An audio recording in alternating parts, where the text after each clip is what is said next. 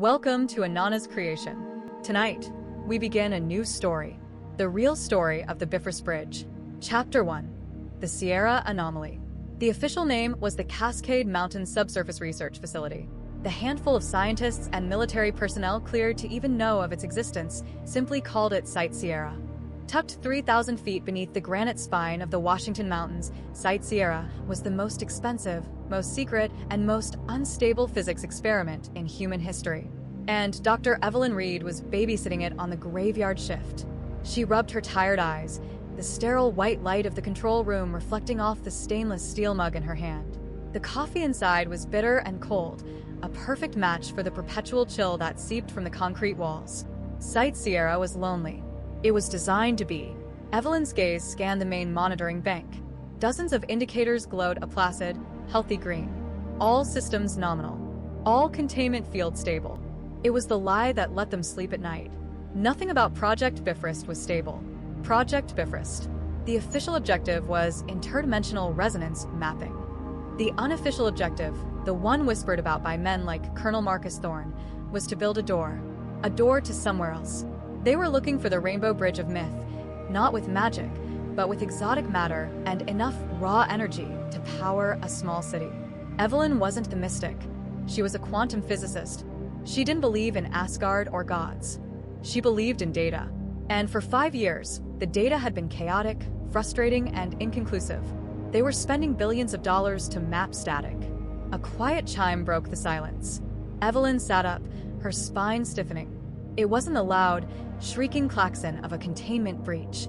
It was a soft, advisory tone. "Jackson, you seeing this?" She spoke into her headset, addressing the only other technician on duty in the reactor core, half a mile away. "Seeing what, Dr. Reed?" Jackson's voice was tinny. "My boards are green. Just green." Evelyn stared at the central console. The Bifrost itself wasn't a physical structure.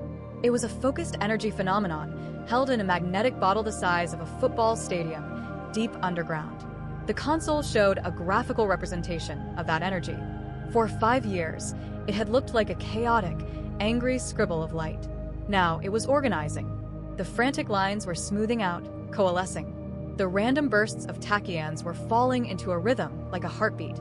"Jackson, I'm seeing harmonic convergence across all primary arrays. Energy levels they're not spiking. They're focusing." "Focusing? Doc, that's not supposed to happen without a target solution." "We don't have a target solution."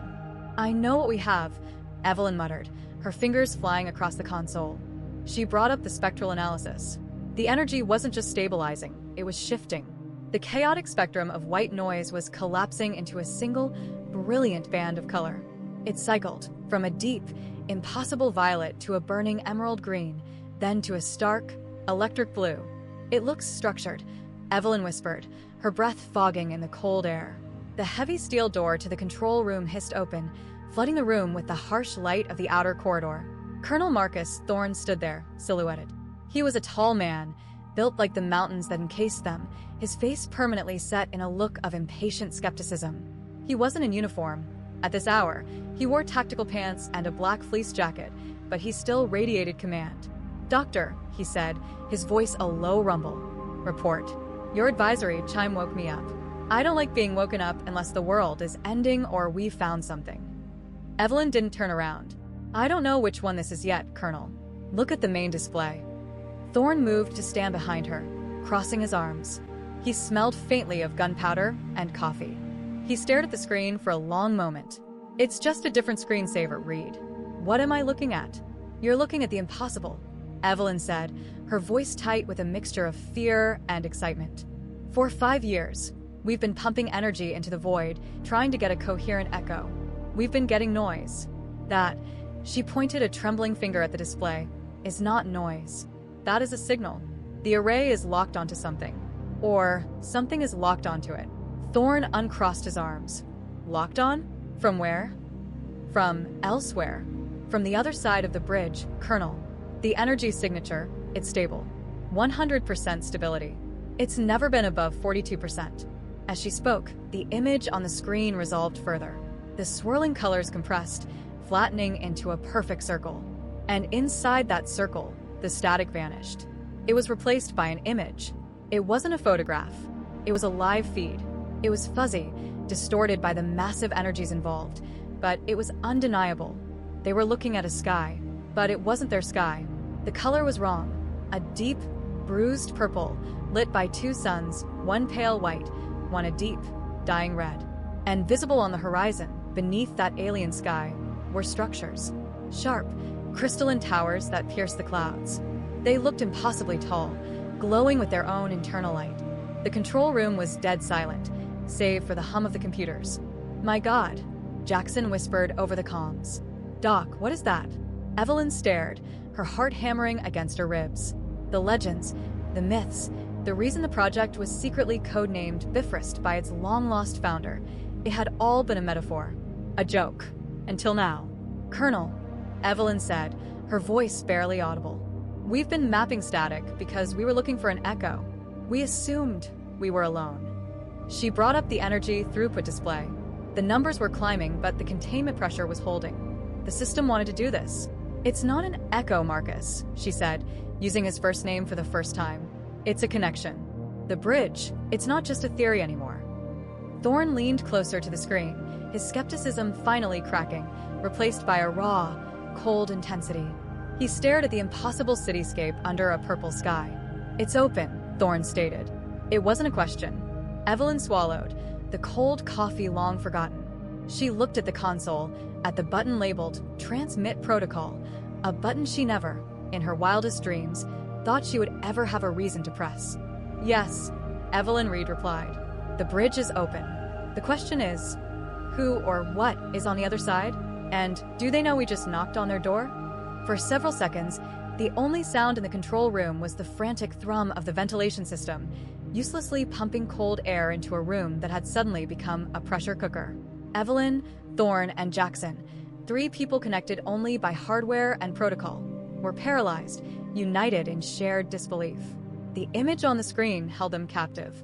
It wasn't just a picture, it was a place. The purple-black clouds on the feed moved, swirling in slow, impossible currents.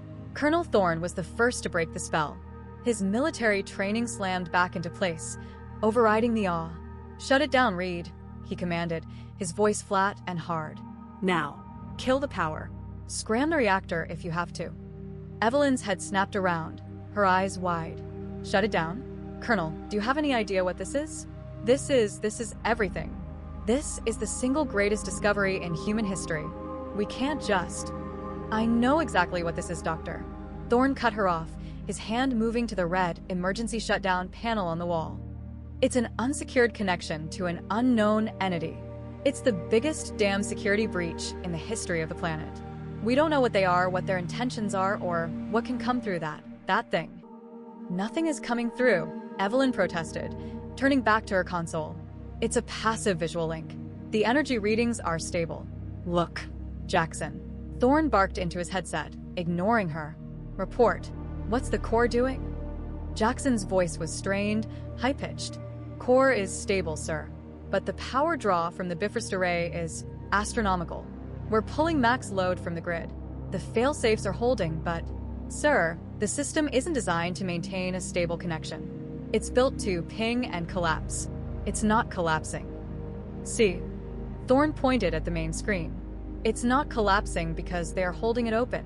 Shut it down." "No." Evelyn's voice was sharp. She slammed her hand down on her console, activating the physics-level command lock. A new icon appeared on Thorn's panel. Override S-level clearance. His hand, which had been hovering over the shutdown switch, clenched into a fist. He couldn't kill it without her. "Dr. Reed, you are countermanding a direct order," Thorn said, his voice dropping to a dangerous, quiet growl. "This is a military installation. This is a research facility, Colonel."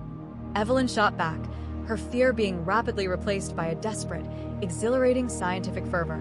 "And I am the lead physicist. You are in charge of security, and I am telling you, there is no immediate threat. It's a signal, just data. We need to see what it is. We need to know." Thorn looked at Evelyn, then at the screen. He was a soldier, but he was not a fool. He knew this moment was a pivot point for the species. His finger tapped on the inert panel. "You have 5 minutes, Doctor. 5 minutes to convince me that data isn't just the prelude to an invasion. Then I'm putting a bullet in this console and blowing the capacitors myself. Jackson, stay on that core. The second you see a surge, you pull the plug. Reed's lock be damned. Yes, sir, Jackson breathed. 5 minutes. Evelyn's mind raced. The screen was just an image. What else was there? She turned to the raw energy telemetry, the stream of numbers that represented the texture of the connection. It was still pulsing. The heartbeat she'd noticed before. But it wasn't a heartbeat. It was too regular. It's not just a heartbeat, she muttered. It's patterned. She diverted the raw data feed to the pattern analysis mainframe. The computer, designed to sift through terabytes of quantum noise, began to tear the signal apart. What's it doing, Reed?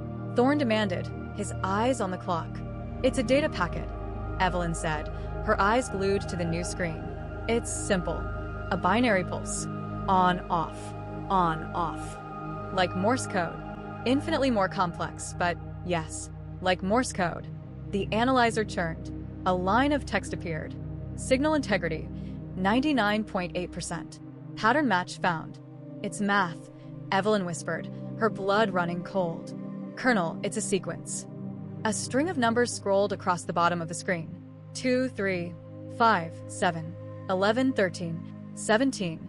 Prime numbers, Thorne said, his voice devoid of emotion. They're showing us they can count. They're showing us they're intelligent. Evelyn corrected, her hands shaking. They're showing us they understand the fundamental language of the universe. This isn't a threat. This is a greeting. This is hello. As if in response to her words, the sequence of numbers stopped. The screen flickered. The image of the alien city vanished, replaced by the chaotic, angry static that had defined Project Bifrost for 5 years.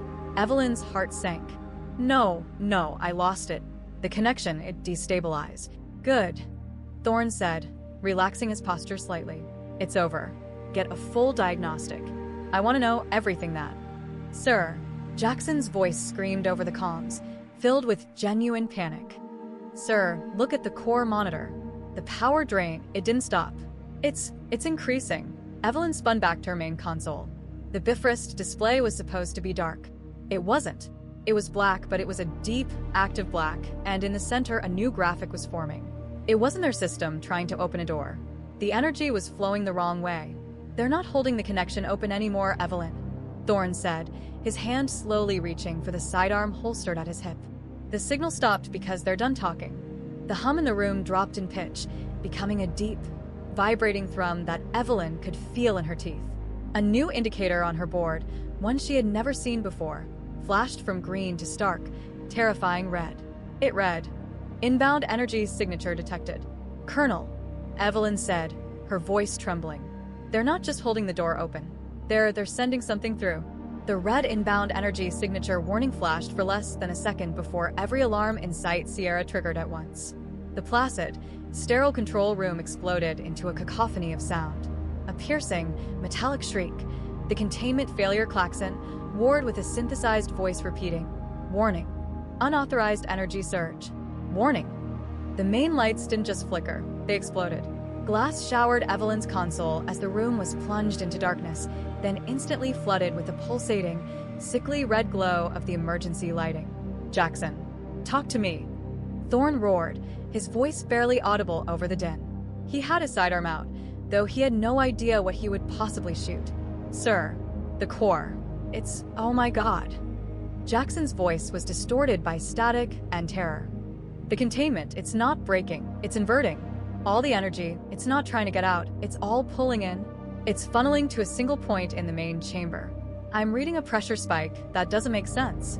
It's impossible." The floor beneath their feet wasn't just vibrating. It was moving, lurching in violent, sickening waves. Evelyn was thrown from her chair, slamming hard against the solid steel console. Thorne, braced in a combat stance, barely kept his footing. "Reed, cut the power. That's an order," Thorne yelled, grabbing the edge of the console to steady himself. "I can't," Evelyn screamed back, pulling herself up. Her hands flew to the keyboard, but the screens were dead, save for the one central Bifrost display. It was no longer black. It was a solid, blinding wall of white light. "They're in the system. The controls are locked. They're using our magnetic bottle as a focusing lens." "A lens for what?" to stabilize the endpoint. They're not just sending a signal, Colonel. They're sending something physical. The sound changed. The klaxon and the shaking were overwhelmed by a new noise, a sound that seemed to come from inside their own skulls. It was a deafening, harmonic resonance, like a billion-ton tuning fork had been struck. It climbed in pitch, higher and higher, past the point of hearing, until it was just a pure, agonizing pressure. Thorn jammed his fingers against his temples, his face contorting in pain. Jackson, flood the core with the quench foam. Drown it. I'm trying, sir. The actuators are frozen. The system is. It's. Jackson's calm cut out in a burst of static. Jackson? Jackson. There was no reply. Evelyn crawled to the side of the control room, to the thick, multi-layered observation port that overlooked the main Bifrost chamber. The chamber was a man-made cavern the size of a sports arena 300 feet below them, filled with the massive, superconducting magnets that formed the bottle. She looked down. The chamber was no longer dark. Where there had once been only a faint, chaotic shimmer of energy, there was now a column, a perfect, stable, vertical pillar of light. It was the color of the alien sky they had seen, that impossible, bruised purple, and it shot from the floor to the ceiling of the cavern, 100 yards high. It was utterly silent, utterly stable, and it burned with a cold, terrifying light that cast sharp, unmoving shadows across the control room. The bone-jarring vibration stopped. The agonizing pressure in their heads vanished. The alarms died, one by one, into a sudden, shocking silence. The only sound was the hiss of a ruptured air vent. Evelyn, Thorn said, his voice hoarse. He had joined her at the window, his pistol still in his hand, held low at his side. What is that? The bridge, Evelyn whispered, her hand pressed against the cold, vibrating glass. It's real. The Bifrost. They built it. As they watched, the light in the pillar began to change. It brightened, cycling rapidly through the same colors she had seen on the monitor: violet, emerald, electric blue. The light pulsed faster and faster, like a final, coded message. Then in an instant it was gone. The pillar of light did not fade. It vanished, as if a switch had been thrown. The cavern below was plunged back into darkness, lit only by the faint red emergency lights from their own control room. The silence was heavier, more terrifying than the noise had been. Jackson. Evelyn whispered into her headset. Jackson, are you there?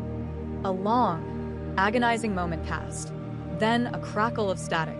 I'm here, document I. I think I'm here. His voice was a shaky whisper. The core, it's cold. The reaction just stopped. Energy levels are 0. All of them. It's like someone just pulled the plug on the whole facility. The bridge is gone, Thorn reported, his eyes scanning the darkness below. The connection is severed. No, it's not, Evelyn said, her eyes fixed on the center of the cavern floor. The connection wasn't severed, Colonel. It was used. What are you talking about? It's empty. There's nothing there. My console is dark, Evelyn said, walking back to her station. But the observation cameras are on a separate, hardwired system. She tapped a few keys on a secondary panel. The main screen, which had been a blinding white, flickered to life. It now showed a grainy, night vision feed from a camera inside the main chamber. She aimed the camera, zooming in on the spot where the pillar of light had been. The floor there was scorched, the concrete fused into a glassy, black circle 50 feet wide. And in the exact center of that circle stood a man. He was tall and standing perfectly still. He wasn't wearing a pressure suit or any kind of armor. He seemed to be wearing a simple, dark tunic and pants. He was unmoving, his back to the camera. My God, Thorn breathed, holstering his weapon. He grabbed the bulkhead intercom. Security, all teams. Level 4, main chamber. We have a breach. I repeat, we have a containment breach. Hostile intent unknown. Non-terrestrial origin. Full engagement protocols. He turned back to the screen, just as Evelyn swung the camera around to get a view of the man's face. The man turned slowly, as if he had heard Thorn's voice through 3,000 feet of rock and steel. He looked up, past the camera, his gaze seeming to penetrate the observation window itself. He locked eyes with Evelyn. He was young, with sharp, angular features and pale skin. But it was his eyes that held her. They were a bright, impossible, electric blue, the same blue she had seen in the energy signal. He raised a single hand, not in greeting, not in surrender. And on the main console, a new line of text appeared, typed not by Evelyn, but by their visitor 300 feet below. It read, "We meant no harm. The bridge was unstable. We had to send a messenger. Please, do not be afraid." The man in the chamber watched them, his blue eyes filled with a weary, ancient intelligence. Then, as the sound of heavy security doors banging open in the distance echoed into the cavern, he slowly, calmly knelt. The control room was so quiet, Evelyn could hear the grit from the shattered light bulbs grinding under Thorn's boot. The man on the screen remained kneeling, a solitary, still figure in the vast, dark chamber, illuminated only by the grainy night vision of the camera. The sound of distant, echoing shouts and the heavy, rhythmic thud of combat boots grew louder. He typed. Evelyn breathed, her fingers hovering over her own keyboard. "Marcus," he communicated. He said, "He's a messenger." He said not to be afraid. "Hitler was a messenger, Doctor," Thorn retorted, his voice a low growl. He never took his eyes off the screen. "And I'm afraid, when an unknown entity hijacks my facility, blows my core, and beams a passenger into the most secure location on Earth. Please do not be afraid," is exactly what I'd expect the vanguard of an invasion to say. He thumbed his radio. "Miller, what's your ETA?" A new voice, sharp and professional, crackled over the speakers. "We're at the level 4 blast doors, Colonel. Ready to breach the chamber. What are we facing?" Thorn looked at the screen. The man hadn't moved. He was kneeling as if in prayer. One target. Male. Appears human. Unarmed. But, Miller, assume he is the most dangerous thing you have ever met. I want full biocontainment protocols. Non-lethal takedown. Tasers, foam, nets. I want him boxed. But if he so much as blinks in a way you don't like, you go lethal. Copy, sir. Evelyn protested, grabbing his arm. He's kneeling. He's showing surrender. You can't just. Thorn shook her off, his gaze like iron. He is an unknown variable in my house. He doesn't get to set the terms. He clicked his radio. Miller, execute. Copy that, sir. Breaching, breaching, breaching. On the screen, a set of massive, 10-ton steel doors at the far end of the cavern slid open with a hydraulic groan. A wedge of harsh white light cut into the darkness, followed by a dozen figures. They were encased in black, jointed biohazard armor, their faces obscured by reflective visors. They moved fast, fanning out in a practiced, overlapping formation, their rifles, loaded with advanced taser rounds, all pointed at the single, unmoving man. On the ground, face down, hands behind your head. Now. Captain Miller's voice boomed over the chamber's PA system, a stark contrast to his calm radio tone. The man in the center did not move. He simply tilted his head, as if listening to a sound no one else could hear. I repeat, on the ground. Final warning, Marcus, stop. Evelyn pleaded. He's not responding to the command. He's responding to us. Let me talk to him. He typed a message. I can type back. Negative, Doctor. This is a security operation. Then what's the harm? She yelled, desperation making her voice sharp. She lunged for her keyboard and typed, her fingers flying. Who are you?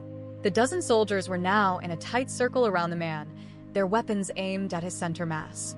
The man's head lifted. He looked directly at the observation camera, his blue eyes seeming to pierce the lens, the glass, and the hundreds of feet of rock separating them.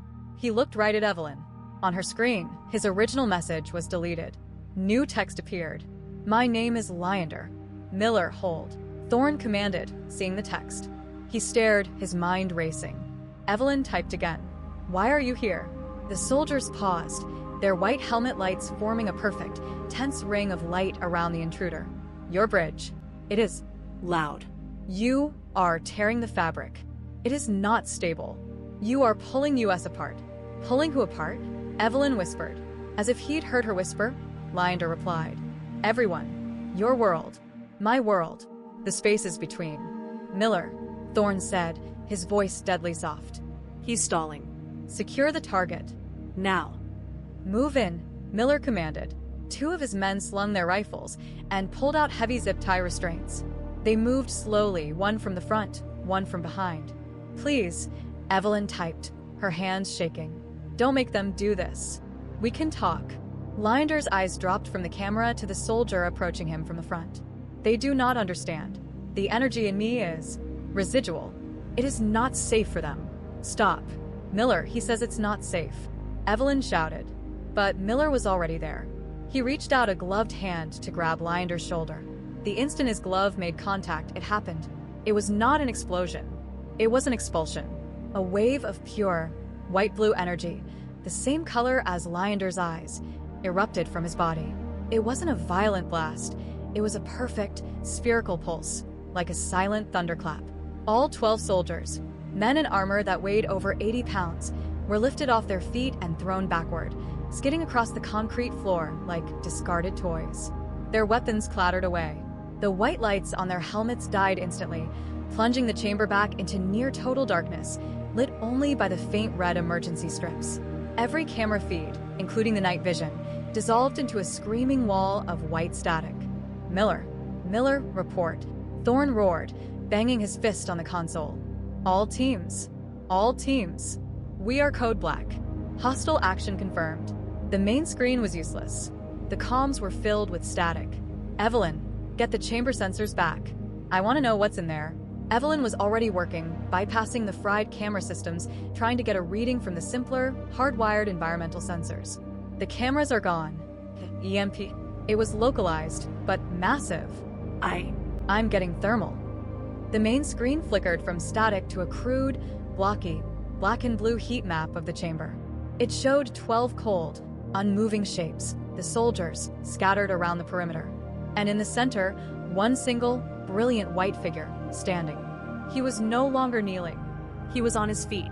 Then, through the static on the main comms, a voice spoke. It wasn't Jackson. It wasn't Miller. It was Lyandr. His voice was calm, resonant, and impossibly clear, as if he were standing next to them in the control room. I told you. The voice echoed, filling the small room. I meant no harm, but I will not be caged.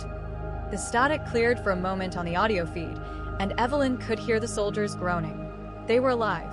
On the thermal display, the white figure turned, his head tilting up, once again, toward the observation window. The breach is not me, Dr. Reed. Lyandr's voice spoke, layered over the comms. It is what is following me. You open the door, and you do not know how to close it.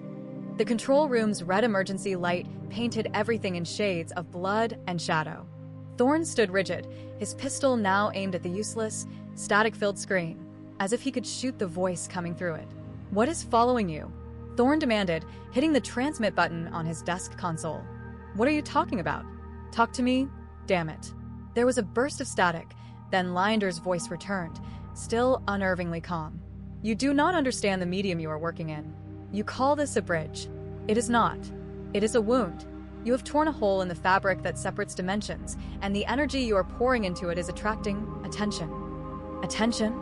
Evelyn said, her mind seizing on the one word that made sense. From the city? The place we saw? No, the voice replied. On the thermal screen, the white-hot figure of Lyandr remained stationary. The city you saw was just another world you nearly destroyed. You tore through their space on your way to nowhere. I am not from that city. I am from a place that exists to contain these tears. I am here to seal it. Seal it. Thorn lowered his arm. Then, what's the problem? Get to it. Seal it. We'll send you back with a medal. You can't. Lyandr's voice was tinged with something new. Frustration. Maybe even fear. To stabilize my own arrival, I had to borrow all the energy from your core. I used it to create a shield. A one-man, one-way bubble. But the tear is still open. And I am no longer shielded. The energy I released to stop your soldiers, it was a beacon. Evelyn's eyes darted from the thermal display to her own console. The main Bifrost array was still dead. The power was zero. But the passive inbound energy signature sensor, it wasn't red anymore. It was flashing a deep, pulsing yellow. And the data stream wasn't structured. It wasn't math. It was the same chaotic, angry, meaningless noise they had been mapping for 5 years. But now, it wasn't an echo. It wasn't a rival. Marcus. Evelyn whispered, her blood running cold. The sensor. It's active. The portal is still receiving. Receiving what? Noise, she said. Just raw, chaotic, hungry noise. "The parasites," Lyandr's voice said, and this time it was tight, strained. "The static eaters. They live in the void. They feed on chaotic energy. And you have just opened the single largest, most stable buffet in their existence. They are what followed me through." On the thermal display, something changed. The 12 soldiers were groaning, stirring. Miller, the team leader, was pushing himself up onto one elbow. But that wasn't it. Evelyn pointed a trembling finger at the screen. "Thermal feed, look at the edges. By the blast doors." Thorn squinted. In the blocky, blue and black image, the chamber floor was a uniform, cool blue. The soldiers were faint, body heat signatures. Lyandr was a pillar of white heat.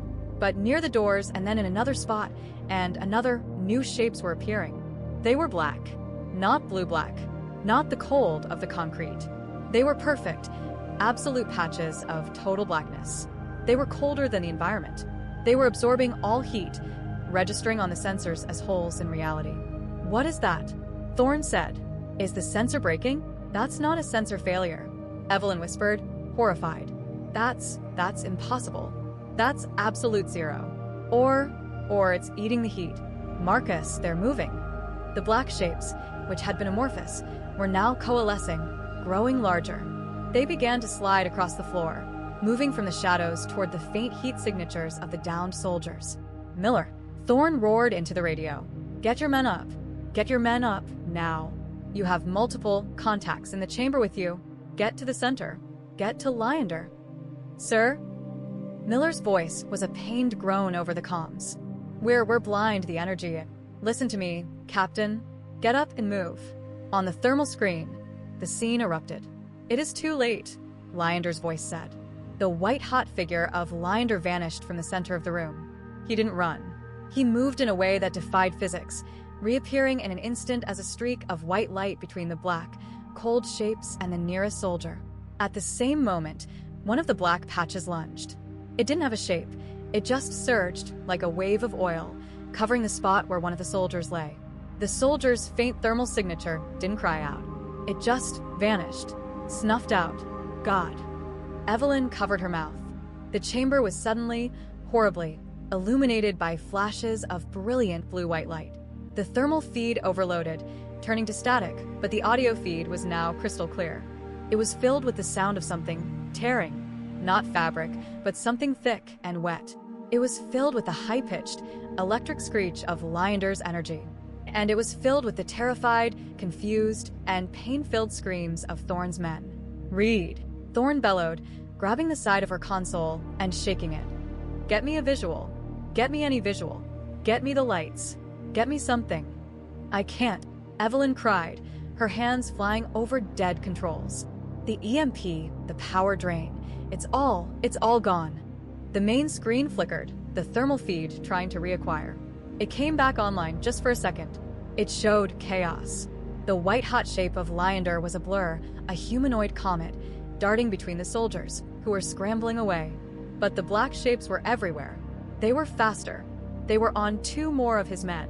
And in the center of the room, where the Bifrost had opened, the floor itself seemed to be turning black, a pulsing, growing circle of absolute cold. Then, through the screaming, Lyandr's voice, no longer calm, no longer a messenger, but a desperate warrior, roared one word over the comms. "Evelyn, the core. You have to restart the core. It's the only way." The screen died again, leaving them in the red-lit, silent control room, with only the echoes of the screams from the chamber below. The screams from the audio feed were agonizing, a mix of human terror and a sound Evelyn's brain refused to process, a high-pitched, tearing static, like a radio signal being shredded. "Restart the core?" Thorn slammed his fist on the console. "The core is dead. Jackson said it was cold. You said he used all the energy." I know." Evelyn was desperately trying to get any system to respond. The main boards were dark. "He must have a reason. He said it's the only way." Lyandr's voice cut through the chaos again, this time strained, breathless. The sounds of his energy discharging, that sharp, electric screech, were punctuated by the wet, tearing sounds. He was fighting. The core, not the bridge. The creatures, they feed on the open tear, the ambient chaos. You shut the power down." Evelyn's mind raced, finally understanding. Oh my god. Marcus, he's right. We didn't close the door. We just stopped guarding it. We cut the power, so the magnetic bottle collapsed. There's nothing containing the tear anymore. It's just a raw, open wound. And they're pouring through. Thorn finished, his face ashen. He looked at the thermal screen, which flickered back to life, a corrupted, blocky image. The black, cold shapes were larger, moving faster. He could see only 5, maybe 6, of his men's heat signatures left. They were clustered together, with the brilliant white blur of Heimdallr moving around them, a shepherd of fire. The core, Evelyn. Thorn grabbed her shoulders. How do we restart it? We can't. Not from here, she said, shoving him off to get back to a secondary panel. The main controls are fried. The only way is a manual initiation sequence from the core control room. Jackson. We have to get Jackson. She slammed her hand onto the emergency comm panel, bypassing the main system and opening a direct, hardwired line to the reactor. Jackson. Jackson, can you hear me? This is Reed. Respond. Only static. Jackson, damn it, pick up. He's probably dead, Doctor. Just like my men. Thorn's voice was hollow. No. Evelyn refused to believe it. Jackson, listen to me. Heimdallr needs power. We have to restart the core. Jackson. A faint click. A gasp. Doc. Jackson's voice was a reedy, terrified whisper. What's happening? The whole room. It's freezing. The condensation. It's turning to frost on the walls. Evelyn and Thorn locked eyes. The cold, it was spreading from the chamber. Jackson, listen to me. Evelyn spoke with a calm she did not feel. Those things from the chamber are spreading. They're drawn to the tear. Heimdallr, the man who came through, he says we have to restart the core. We have to reestablish the magnetic bottle to contain the tear. Restart. Jackson's voice was hysterical. Doc, I'm looking at the board. The core is in total shutdown. The quench foam actuators, they did fire. The core is flooded. A cold start, it's not possible. It would take a week. We'd have to purge the foam, reheat it's impossible. You don't understand. Heimdallr's voice suddenly flooded the comm line, speaking to Jackson, to all of them. You do not need a stable reaction. You need a surge. You need to reignite the plasma, just for a moment. Give me the power. I can use the magnetic array. I can focus your energy and cauterize the wound. He wants to weaponize the array. Thorn breathed, a dark, new understanding in his eyes. Jackson, Evelyn commanded. Forget the foam. Can you override the safety protocols and fire the ignition lasers? Just dump all the capacitor power directly into the primary fuel pellet. It'll be a catastrophic, uncontrolled spike, but it might be what he needs. Jesus, document. You're asking me to detonate the core, Jackson whimpered. I'm asking you to save us. On the thermal screen, another one of the soldiers' heat signatures was snuffed out. The black mass in the center of the room was now a pulsing, 50-foot circle of absolute cold. Do it, Jackson, Thorn said, his voice now pure command. That is an order. Override the safeties. Ignite the core. There was a long, terrible silence from Jackson's end. Then, the sound of a physical lever being thrown. God help us all, Jackson whispered. The capacitors they're charging. It'll take maybe 90 seconds.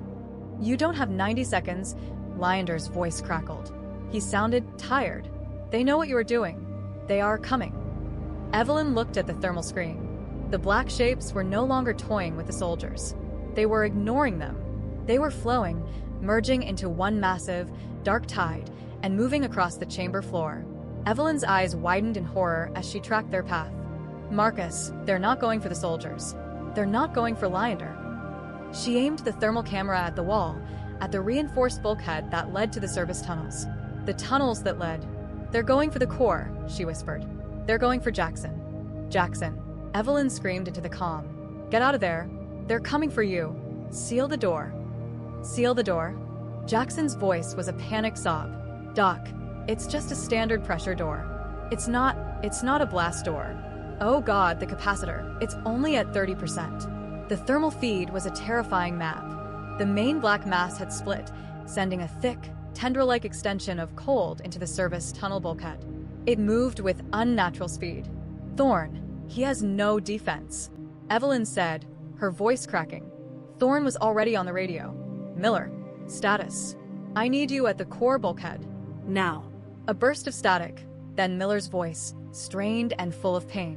Sir, there are only 3 of us left. We're blind. The things there, they're everywhere. Listen to me, Captain. Thorne's voice was a steel rod. The main pack is moving on Jackson in the core room. I don't care what you have to do. You intercept them. You buy that technician time. That is your only objective. Move. Yes, sir. We're moving. The comm clicked off. It won't be enough. Lynder's voice cut in. It was no longer strained. It was cold, resigned. They are too fast, and I am too weak. On the thermal display, the brilliant white of Lynder's heat signature was dimmer. The constant fighting, the uncontrolled expenditure of his energy, was draining him. You said you could cauterize the tear. Evelyn shouted. You have to. Jackson is giving you the power. And I will. But your technician will die before the charge is complete. Evelyn watched the thermal display. The black mass was flowing through the tunnel. Miller and his 2 men were just faint, stumbling heat signatures, moving to intercept, but they were on the wrong level. They would never make it. 50%. Jackson's voice whispered over the comm, a terrified prayer. 51. Marcus. Evelyn looked at the colonel, her mind racing. The chamber. The main chamber. Is there any defensive system we still have? Anything at all? Thorne stared blankly at the dead panels. Everything is routed through the main power, which is nothing. He paused, his eyes landing on a small, fire-red panel marked Halon Purge. It was on a separate, battery-powered failsafe system. The fire suppression. It'll dump the entire cavern. It won't stop them, Evelyn said. No, Thorne agreed, his face grim. But it might slow them down. The cold, they're creatures of absolute cold. A massive, sudden chemical displacement, a change in pressure. It might disorient them. He didn't wait for her agreement. He smashed the glass and slammed his hand on the button. In the cavern, a new sound joined the chaos. The deafening, high-velocity hiss of thousands of pounds of halon gas being dumped into the chamber. On the thermal screen, the image instantly corrupted. The gas, expanding and cooling, washed out the heat signatures. The entire screen became a swirling, chaotic mess of blue and black. I'm blind, Evelyn yelled. I've lost them. I've lost everyone. 65%, Jackson choked. The walls, they're the frost, it's black. It's moving. Jackson, hold on. Evelyn pleaded. Just hold on. The comm line was pure chaos. Evelyn could hear the hiss of the gas, the distant, muffled thump of Miller's rifle firing, and underneath it all, that horrible, tearing static. Then a new sound, a scraping. A heavy scraping coming directly through Jackson's microphone. It's at the door, Jackson whimpered. The charge is at 75. Oh God, it's pushing.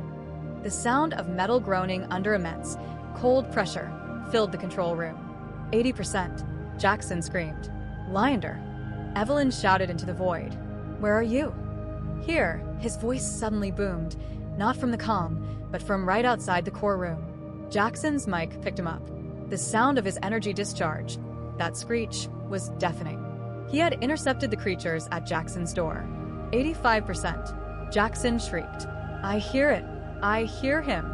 He's fighting them. The sounds of the battle were terrible. The metal door screamed as it was bent inward. The static-tearing noise was overwhelming, and Lynder was roaring. It wasn't a human sound. It was a raw, primal cry of effort and energy, a sound of pure, blue-white fire. 95%. It's not enough. Lynder's voice, strained, broken. The door. The charge is full. Jackson yelled. Capacitors at maximum. I'm firing the ignition. I'm firing. There was a click. Then another. It's not firing, Jackson cried. The final safety, it's a physical switch. A dead man's switch. I have to hold it down. I have to be at the console. The door. Lynder's voice. It's breached. The sound of the core room door being torn from its hinges. A catastrophic shriek of metal blasted through the speakers. Jackson let out a single, high-pitched, cut-off scream. Then silence. For one agonizing second, the control room was dead. No screams. No static. No energy. Evelyn's heart stopped. Jackson. A new sound began. A low, rising, all-consuming hum. It was the sound of the ignition lasers, the sound of a star being born. Jackson. He had made it back to the console. He was holding the switch. The hum rose in pitch, past hearing, into a physical pressure. Every light in the control room, even the red emergency bulbs, flared to incandescent white, then exploded. The entire facility jumped, a single, massive tectonic lurch. A final, triumphant, deafening roar came over the comms. It was not from Jackson. It was from Heimdallr. Now. The main display, which had been static, flashed to a solid, blinding white. The audio feed cut out, replaced by a single, flat, digital tone. Then, every system in Sight Sierra died. The room was plunged into absolute, total darkness and a silence more profound and terrifying than the noise had been. The power was not just out. It was gone. Annihilated.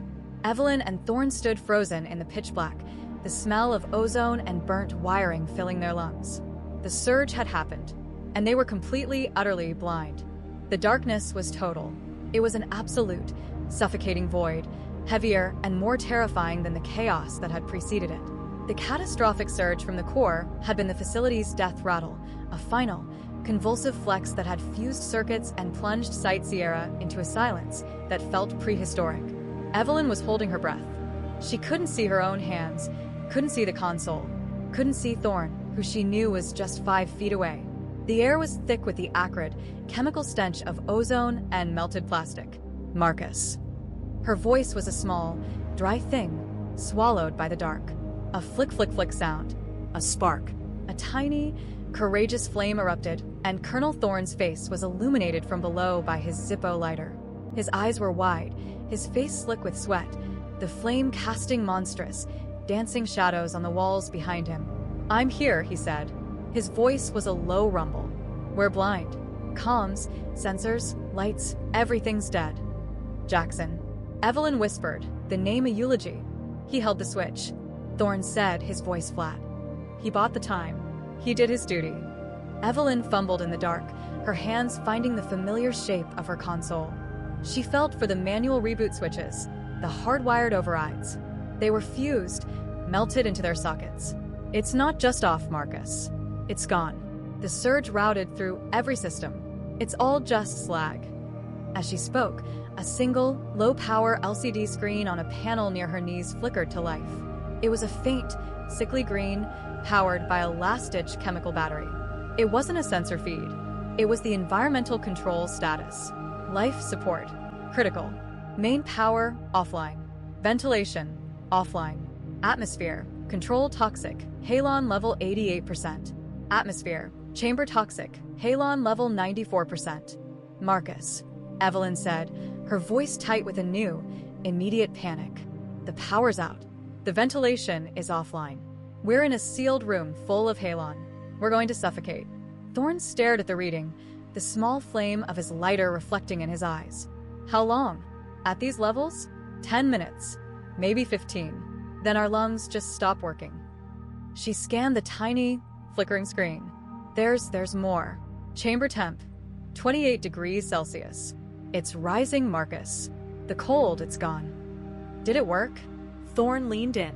"The creatures? I don't know. The biosensors." She tapped the panel, switching the display. The screen refreshed, showing a new line of text. "Chamber biosignatures detected. 3. 3? Thorn's voice was sharp. "Just 3? I had a dozen men. Miller, 2. Heimdallr. That's not right. What is 3? "Survivors," Evelyn whispered. "A kernel of hope. Maybe Miller and his 2 men? Or Heimdallr and 2 others? Or 3 of them," Thorn countered, his face grim. He turned from the panel, his eyes scanning the dark. He spotted his tactical radio on the floor, where it had been thrown by the surge. He snatched it up. It was military grade, shielded against EMP. He thumbed the transmit button. "Miller, this is Thorn. Report. Anyone. Report." Only a harsh, crackling static. "Miller," he yelled, shaking the radio. A burst of static. A cough. Then a voice, so broken and full of pain it was barely recognizable. "Sir? Colonel? God, sir." "Miller, it's Thorn. I read you. What is your status? What is in that chamber?" We're alive, sir." It's just me and Riley. He's hurt bad. They're the light, sir, the light. Miller was gasping. It was like a sun went off. The shadows, the black things, they just came apart. They screamed, sir. They just dissolved. It's over. The cold is gone. Evelyn sagged against the console, a wave of relief so powerful it almost buckled her knees. He did it. Jackson. Linder, they did it. 2, Thorne said, his eyes hard. Miller and Riley. The biosensor reads 3. Who is the 3rd, Captain? There was a long, terrified silence on the radio. The only sound was Miller's ragged breathing. Captain, talk to me. Who is the 3rd man? It's him, sir. The messenger. Linder. Miller's voice dropped to a horrified whisper. We can see him. He's in the center of the chamber, where the surge came from. What is his status, Miller? Is he alive? He's alive, sir. But, sir, he caught it. The surge. The core. It's in him. He's just glowing. He's just a man made of white light, sir. He's holding it all inside him. Evelyn and Thorne stared at each other in the flickering lighter flame, a new, cold dread settling over them. And, sir, Miller's voice was choking. He's not alone. The light, it burned them all except one. It's on him. It's latched onto him. It looks like a living shadow, a parasite, and it's feeding on him. It's feeding on the light. And he's just holding it, sir. He's holding it, and he's looking right up at your window. Thorne snapped the lighter shut, plunging them back into absolute darkness. Evelyn. Thorne's voice was a strained, urgent whisper.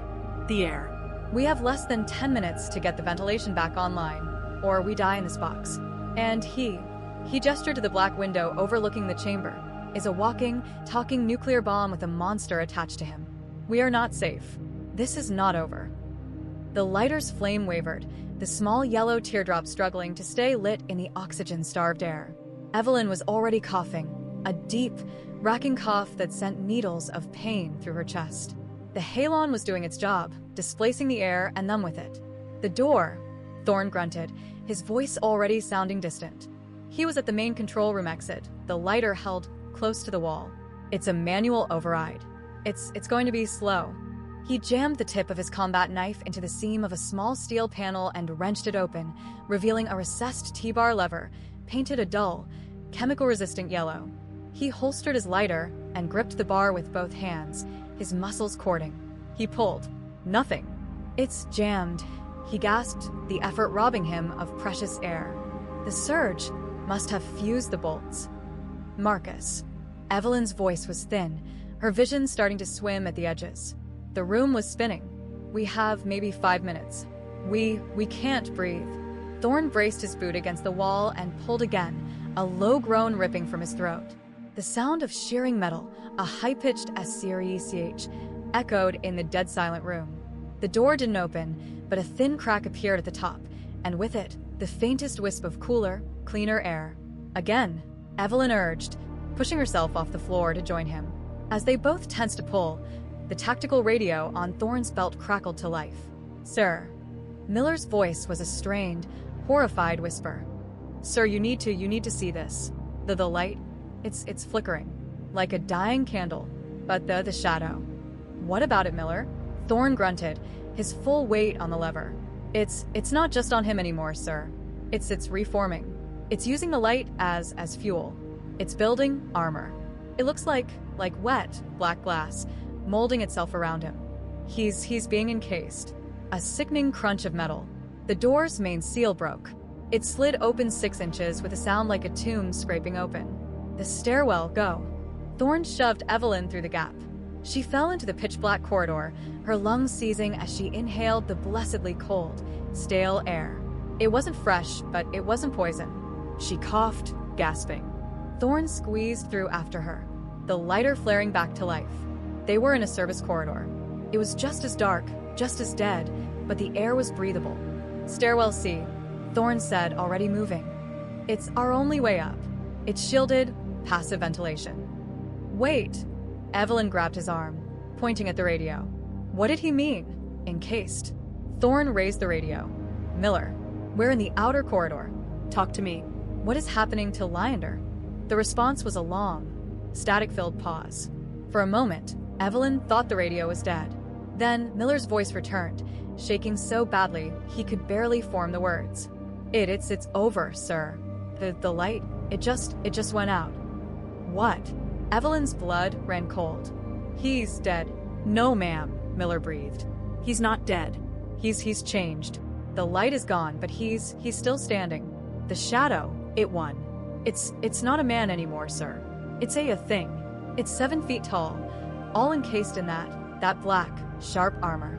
It's just standing there, silent. Thorn and Evelyn stood frozen in the dark corridor, the tiny flame their only anchor. The silence from the chamber below, broadcast over the radio, was more terrifying than the screams had been. Riley's hurt bad, sir, Miller continued, his voice breaking. His leg. I gotta get him out. What are your orders, sir? Pull back, Thorn commanded, his voice tight. Pull back to the level 4 decontamination airlock. Barricade the door. Do not, under any circumstances, engage the target. Do you read me, Miller? Do not engage. That is not Heimdallr anymore. Sir, it's looking at us. I can't see its face. There's just a visor, like a solid piece of black crystal. But it knows we're here. Oh God. A new sound came over the radio. It wasn't Miller. It wasn't static. It was a low, resonant, deep bass thrum. A sound of power, not chaotic and electric like Heimdallr's, but controlled, cold, and utterly menacing. The thrum was followed by a single, heavy, metallic clang. Sir, Miller shrieked. It's moving. It's moving. It just took a step. It's walking towards the main door. It's walking towards the exit. Evelyn's eyes met Thorn's in the flickering light. The creature, the parasite, wearing Heimdallr's body like a suit of armor, powered by the stolen energy of their entire reactor, was now free. And it was heading for the only way out of the cavern. It's coming for us, Evelyn whispered. No, Thorn said, his face a mask of cold fury. He snapped the lighter shut, plunging them into darkness. It's heading for the surface. We're just in the way. The blackness of the service corridor was absolute. The only sound in the world was the tiny, metallic flick of Thorn's lighter, which he snapped shut almost as soon as he lit it. The air was breathable, but it felt heavy, dead. Miller, Thorn said into his radio, his voice a low, urgent whisper. Talk to me. Where is the target? The radio hissed. Miller's voice was a threat of terror. It's in the main access tunnels, sir. The blast doors, it just pushed them. With its hand, like they were cardboard. Evelyn's heart hammered against her ribs. The main access tunnel, the primary artery of the facility, leading to the freight elevators and, from there, to the surface. It's leaving, she whispered, a desperate, illogical hope. It's just trying to get out. It's not leaving, Thorn said, his hand gripping his useless pistol. It's advancing. Stairwell C. It's 50 yards from here. It's our only way up. We climb. We move. He took point, clicking his lighter on just long enough to get his bearings, then plunging them back into darkness. They moved in a half-blind shuffle, Evelyn's hand clutching the back of Thorn's tactical vest. Every scrape of their boots on the concrete floor sounded like a cannon shot in the oppressive silence. Sir, Miller's voice crackled again. It's fast. We're trying to get to the airlock, but it's almost at the main elevator shaft. Wait. What is it, Miller? Thorn whispered, stopping. It had stopped moving, sir. It's just standing in the middle of the tunnel, in the dark. Evelyn felt a cold dread, a primal instinct, wash over her. It's listening. Miller, get your man and get in that airlock, Thorn commanded. Lock it down. Do not make a sound. Yes, sir. Where? The radio clicked off as Miller went silent. Thorn and Evelyn stood frozen in the black. The stairwell door was just visible, a solid rectangle of deeper black against the black wall. 10 more yards. A sound echoed up from the cavern below. It wasn't the thud of a footstep. It was the high-pitched, resonant shing of metal on metal, like a claw being drawn across a bulkhead. Thorn pulled Evelyn against the wall. He risked the lighter again, the tiny flame illuminating their small patch of corridor. His eyes were scanning, searching. This corridor, he whispered, it crosses over the main access tunnel. There's an observation port. Armed glass. He doused the flame. Stay here.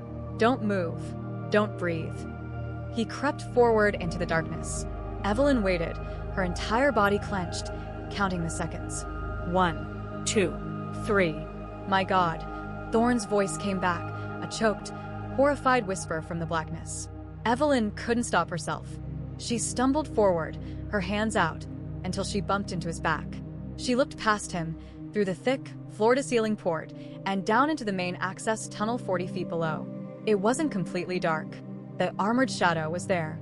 It stood in the center of the tunnel, a 7-foot-tall silhouette of impossible blackness, sharp-edged and terrifying. It wasn't glowing like Heimdallr. It was a void, but it was not without light. Deep within the featureless, crystalline helmet, 2 points of light glowed. Not eyes, just the faint, cold, and utterly dead electric blue of the energy it had consumed. It was looking down the tunnel, toward the elevators. Then, as if sensing their gaze, it stopped. It didn't turn. It just cocked its head, like a bird of prey listening for a mouse. In the dead silent corridor, Evelyn's radio, still tuned to Miller's channel, emitted a single, faint burst of static. Down in the tunnel, the armored shadows had snapped up. The 2 dead blue lights, which had been facing away, now pointed directly at the observation window. Directly at them. It saw them. Move. Thorn hissed, grabbing Evelyn and yanking her back toward the stairwell. Go. Go. They scrambled the last 10 feet, their boots echoing in the confined space. Thorn slammed his hand against the stairwell's push bar. It didn't budge. He hit it again with his full body weight. The steel door moaned, but held fast. It's locked, Evelyn cried, her voice breaking. That's impossible, Thorn roared. It's a manual override. It can't be. A sound from the radio, Miller's channel. A new voice. It was deep, layered, and synthesized, like a dozen dead voices speaking at once, overlaid with a high-pitched crackle of static. It was the creature, speaking through Heimdallr's body, using the radio frequency. You cannot leave. A sound from below. A tremendous crunch of metal. Evelyn looked back at the observation window. The creature was gone. Marcus. A new sound. A heavy, rhythmic clang. Clang, clang. It was coming from inside the wall. The elevator shaft. Thorn whispered, his face pale in the light of his Zippo, which he had lit without realizing it. It's climbing the outside of the elevator shaft. It's coming up. Thorn threw himself at the door again, kicking the push bar. It's bolted. From the other side. I am already here. The radio clicked off. Thorn and Evelyn backed away from the stairwell door. A thin, cold, blue light, the same dead blue as the creature's eyes, began to bleed from under the door. A heavy, metallic clang slammed against the other side of the door, shaking the entire wall. It was there. It was just inches away. Then a new sound. A high-pitched, intense, vibrating hum. The steel of the door began to glow a dull cherry red around the lock. It's melting the door, Evelyn whispered in disbelief. The hunt was over. They were cornered. The heavy steel door didn't just melt. It flowed. The lock mechanism, the deadbolts, even the reinforced hinges sagged like hot wax, dripping incandescent orange metal onto the floor. The sound was a wet, vicious hiss that joined the high-pitched thrum. Back. Thorn bellowed, his voice cracking in the dead air. Back, now. Move. He didn't wait for her. He grabbed the front of Evelyn's lab coat and hauled her backward, stumbling into the pitch-black corridor. The lighter in his other hand snapped shut, plunging them into darkness. But it didn't matter. A new light source was born. The door, now a molten ruin, was shoved aside with a hellish ch of tortured metal. The figure that stood in the frame was bathed in the faint, dead blue glow of its own internal, stolen power. It was taller than the doorway, forced to stoop. It was not Heimdallr. It was a golem of black, jagged crystal and fused, parasitic shadow. The armor was seamless, inhuman. Where a face should be, there was only a smooth, visor-like plate of black crystal from which 2 points of blue light, its eyes, stared, radiating cold. It took one heavy, metallic clang of a step into the corridor. It tilted its head, a predatory, inhuman gesture, as if listening to their terrified heartbeats. Thorn's lighter flicked back on, a tiny, defiant flame. The creature's voice filled the radio, the corridor, their minds. You are prey. Run. Thorn roared, shoving Evelyn ahead of him. They ran. They fled back down the corridor in total darkness, the lighter extinguished to hide their movement. But it was a futile gesture. Their enemy was the dark. Behind them, there was no sound of running, just the heavy, rhythmic clang, clang, clang. It was walking, but its strides were massive, inhuman. Each step covered 10 feet of ground. It was gaining on them, and it was not even hurrying. Evelyn's foot caught on a piece of debris, and she pitched forward, her hands scraping on the raw concrete. "No!" she cried, scrambling. Thorn was on her in an instant, yanking her to her feet by her arm. "I said move. Don't you dare stop. Don't you ever stop." He pulled her, half carrying her, as they sprinted past the gray, dead rectangle of the observation window. The clinging was closer, so close she could feel the vibration through the soles of her shoes. Here, Thorn's voice was a ragged gasp. He suddenly veered right, pulling her hard against a section of the wall that looked identical to all the others. The clanging behind them stopped.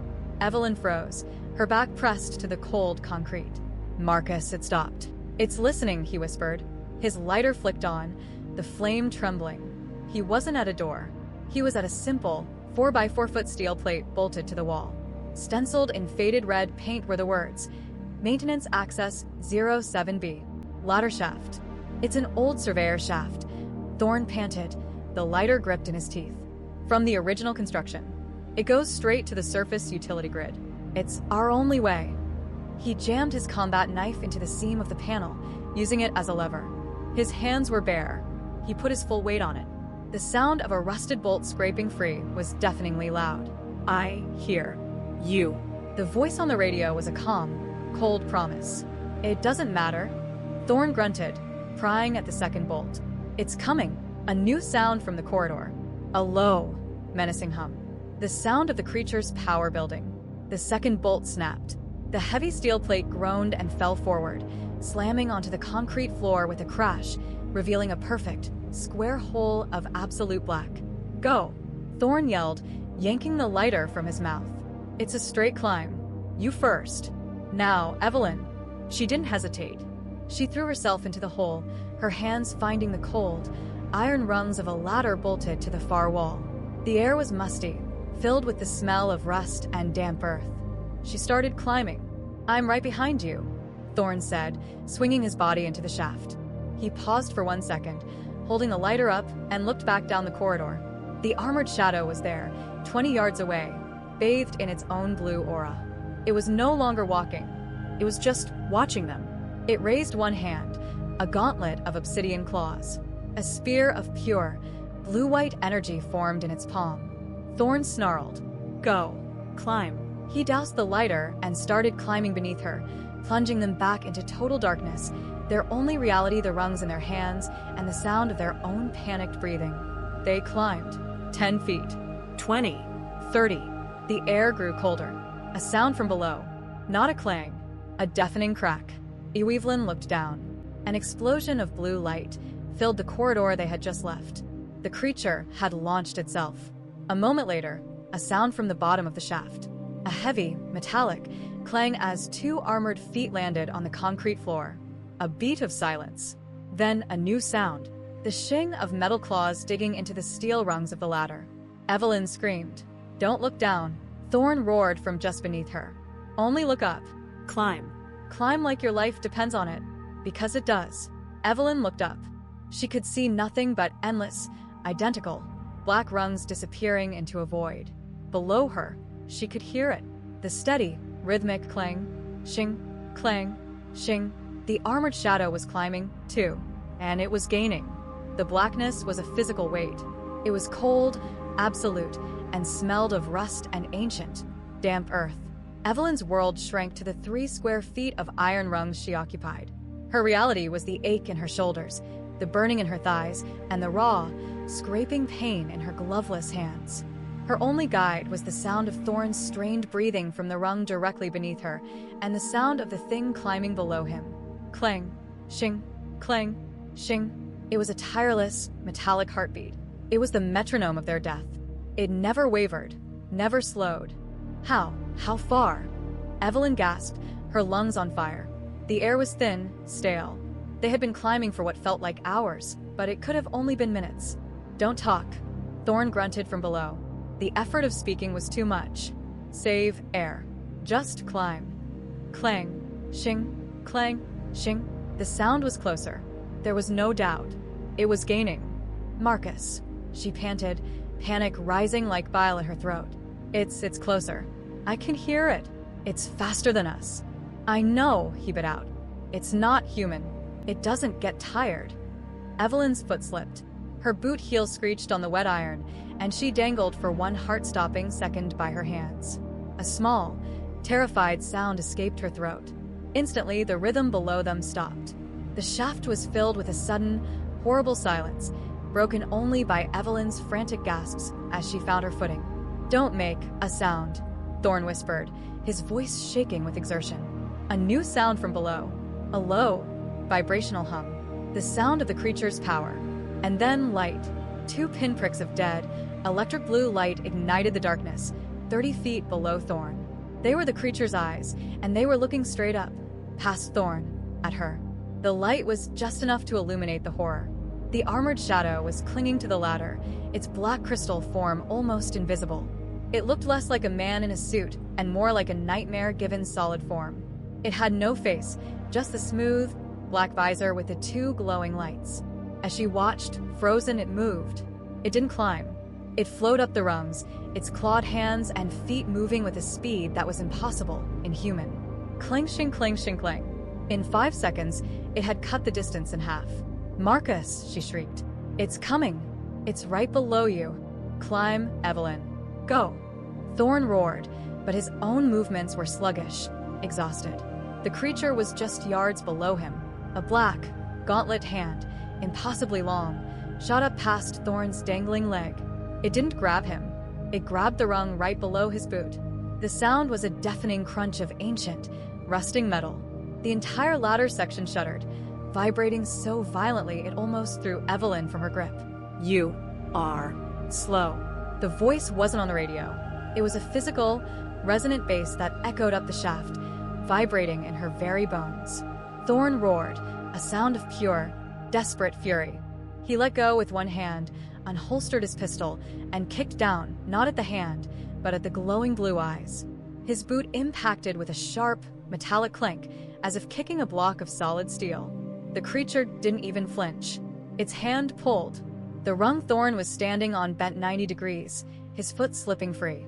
He yelled, catching himself by his hands, his entire weight now on his burning arms.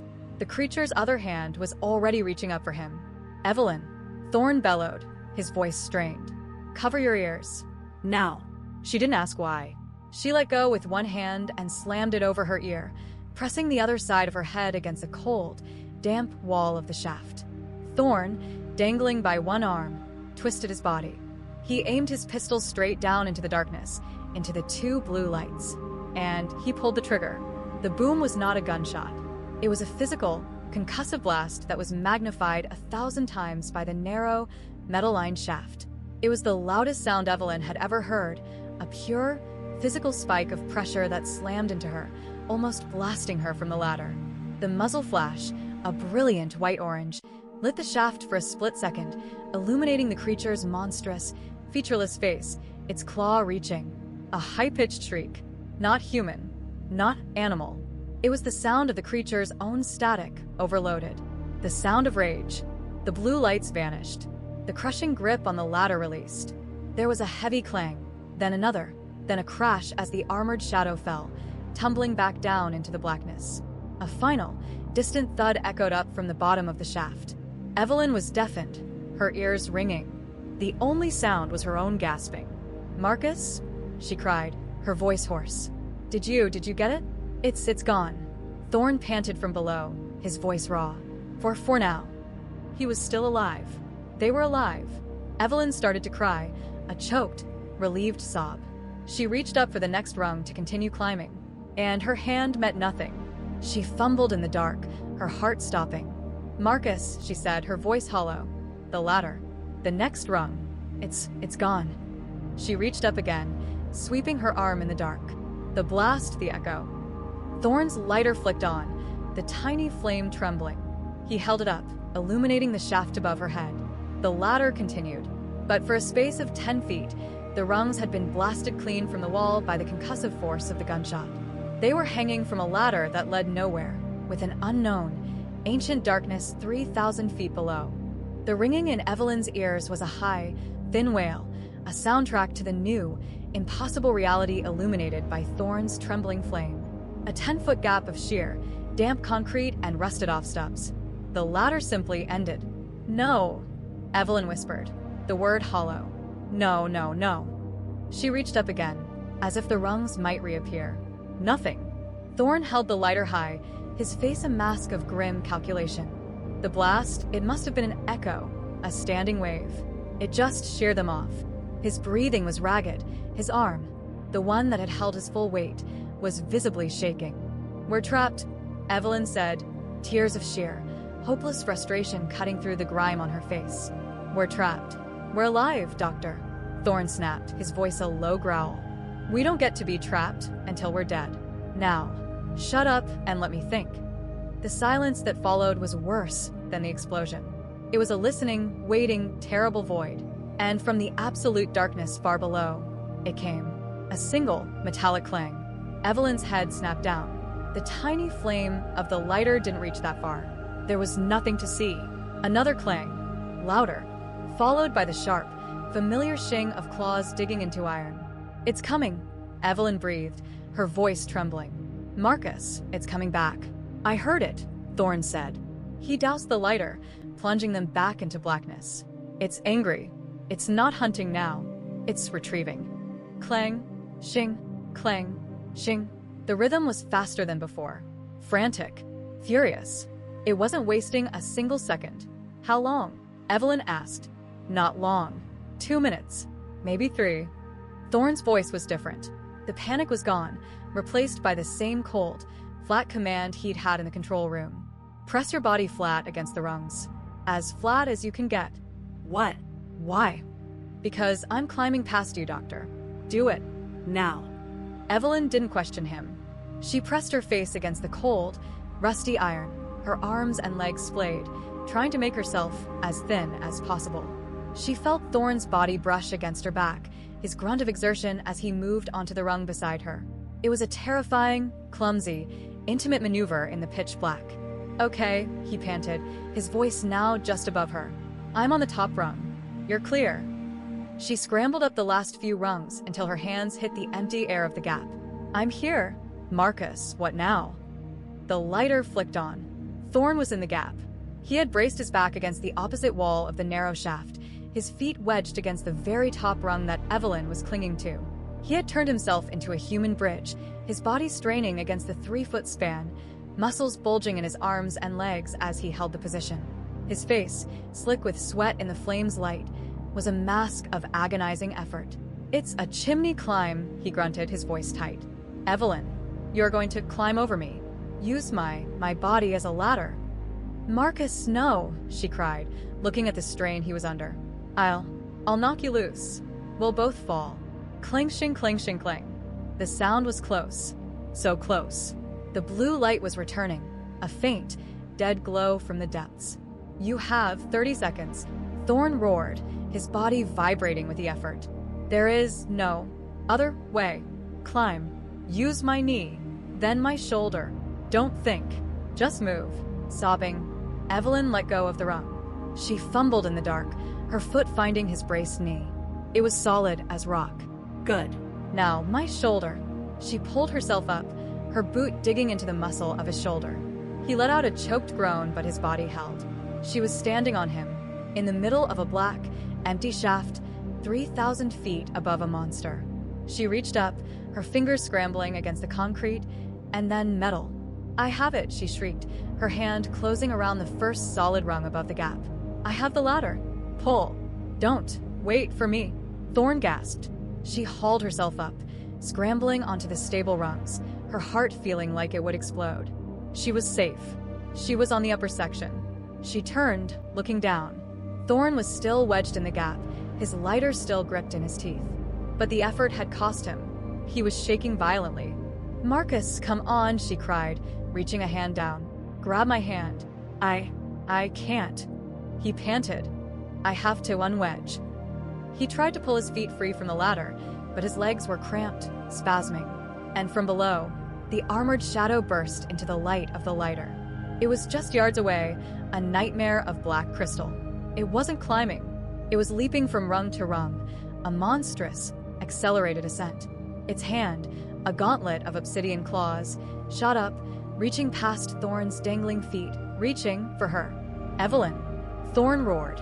He did the only thing he could. He let go. He kicked off the wall, releasing his braced position, and fell. He didn't fall far. He dropped 3 feet, his hands catching the last rung he had just told Evelyn to leave. He was now dangling by his hands, his body a dead weight, directly between her and the creature. The creature's clawed hand, which had been reaching for Evelyn, stopped. Its target had changed. The 2 blue lights of its eyes tilted up, and it looked directly at the man now hanging, helpless, just above it. Marcus. Evelyn screamed, reaching down in a futile gesture. Go. Thorn gasped, his knuckles white. Climb. That's an order, Doctor. The armored shadow raised its other hand, slowly, deliberately. It placed one clawed hand on the rung just below Thorn's feet. It had him. The shaft was a tomb of silence, broken only by Evelyn's ragged, choked sobs. She was paralyzed, her hands clamped to the rung, watching the impossible drama unfold in the faint, dead blue light from the creature's eyes. Thorn hung by his hands, his knuckles white, his body a dead, exhausted weight. The armored shadow was just 2 feet below him, clinging to the ladder like a monstrous insect. It was perfectly still. It didn't attack. It watched him. Marcus. Evelyn pleaded, her voice a useless whisper. The creature's voice vibrated through the steel, through her bones. The soldier. Your effort is pointless. Thorn, in a feat of impossible strength, managed to pull himself up an inch. He was panting, his face a mask of sweat and grit. He looked up, past the creature, his eyes finding Evelyn's. Evelyn, he gasped, his voice raw. Listen to me. I'm not leaving you, she cried, fumbling to find a foothold, as if she could climb down and help. You are, he roared, the sudden command echoing in the shaft. There is no helping me. This is it. You climb. You get to the surface. You find command. You tell them what he said. What who said? Leander. Thorn choked, his grip visibly failing. The bridge, it's a wound. They're tearing the fabric. You have to tell them seal it. Don't study it. Seal it. Or more of these things will come. That's the mission, Doctor. You're the messenger. Now, your words are dust, the creature's voice thrummed. It moved. Its hand, a gauntlet of black crystal, shot up and wrapped around Thorn's ankle. It was not a violent grab. It was a cold, possessive claim. A sound ripped from Thorn's throat, a half scream, half groan of agony. Evelyn could hear the crunch of his combat boot and the bones within it. The creature's other hand released the ladder. It now hung in the shaft, suspended only by its grip on Thorn's leg. The weight was too much. Thorn's grip broke. He fell, but only a few feet. He was caught, held upside down by a shattered ankle, dangling in the dark. The creature, still clinging to the ladder with its other hand, now held him like a broken doll. Evelyn. Thorn's voice was a primal scream of pain and fury. Go. Go. Go. That is a direct order. He was twisting, fumbling for something at his belt. His pistol was gone. Evelyn's mind finally broke free. The scientist vanished, replaced by a survivor. Fueled by his sacrifice, by his final, terrible command, she turned her face from the horror. She looked up into the endless, empty black. She began to climb. 1 rung. 2. Her sobs were a rhythmic, gasping engine. Below her, Thorn let out a final, defiant laugh, a sound of pure, bitter madness. You ugly. He had found what he was looking for. His Zippo. With his last ounce of strength, he flicked the wheel. A tiny, brave, yellow flame sparked to life, illuminating his own inverted, pain-racked face and the featureless, crystalline horror that held him. Fire is meaningless. It's not for you, Thorn spat. He let the lighter fall. It tumbled past the creature, down into the 3,000-foot abyss. The armored shadow, distracted by this tiny, falling star, tilted its head to watch it go. And for the first time, Evelyn smelled it. A faint, sharp, chemical smell. Not ozone. Fuel. The Zippo lighter fluid, which must have been leaking from the impact when Thorn fell. It was all over the creature's hand, all over Thorn's leg. The lighter, still lit, fell into the cloud of vapor. The result was not a Hollywood explosion. It was a violent, percussive FWOMPH. A blossom of orange-red fire erupted in the blackness, engulfing both Thorn and the creature's arm in a ball of flame. The creature screamed. It was not a voice. It was the same high-pitched, static tearing, electronic shriek from the chamber. It was a sound of pure, unadulterated agony. It let go. Evelyn heard two sounds blended into one. The sound of Thorn's final, cut-off shout and the shriek of the monster. She heard the sound of two bodies, one armored, one human, tumbling together, locked in a final, fiery embrace as they fell into the infinite, hungry darkness of the shaft. The blue lights, the orange fire, they vanished. The shaft was black. The shaft was silent. Evelyn Reed clung to the ladder, her body shaking so hard she almost fell. She was alone. She was deafened. And she was alive. She hung there for a long, timeless moment, hyperventilating. Then, slowly, painfully, she forced her hand to reach up, to find the next rung. She had a message to deliver. The silence that rushed up to fill the void left by Thorn and the creature was a physical thing. It was a cold, heavy blanket that smothered Evelyn, pressing in on her from all sides. The ringing in her ears was a distant, thin scream. The darkness was absolute. She was alone.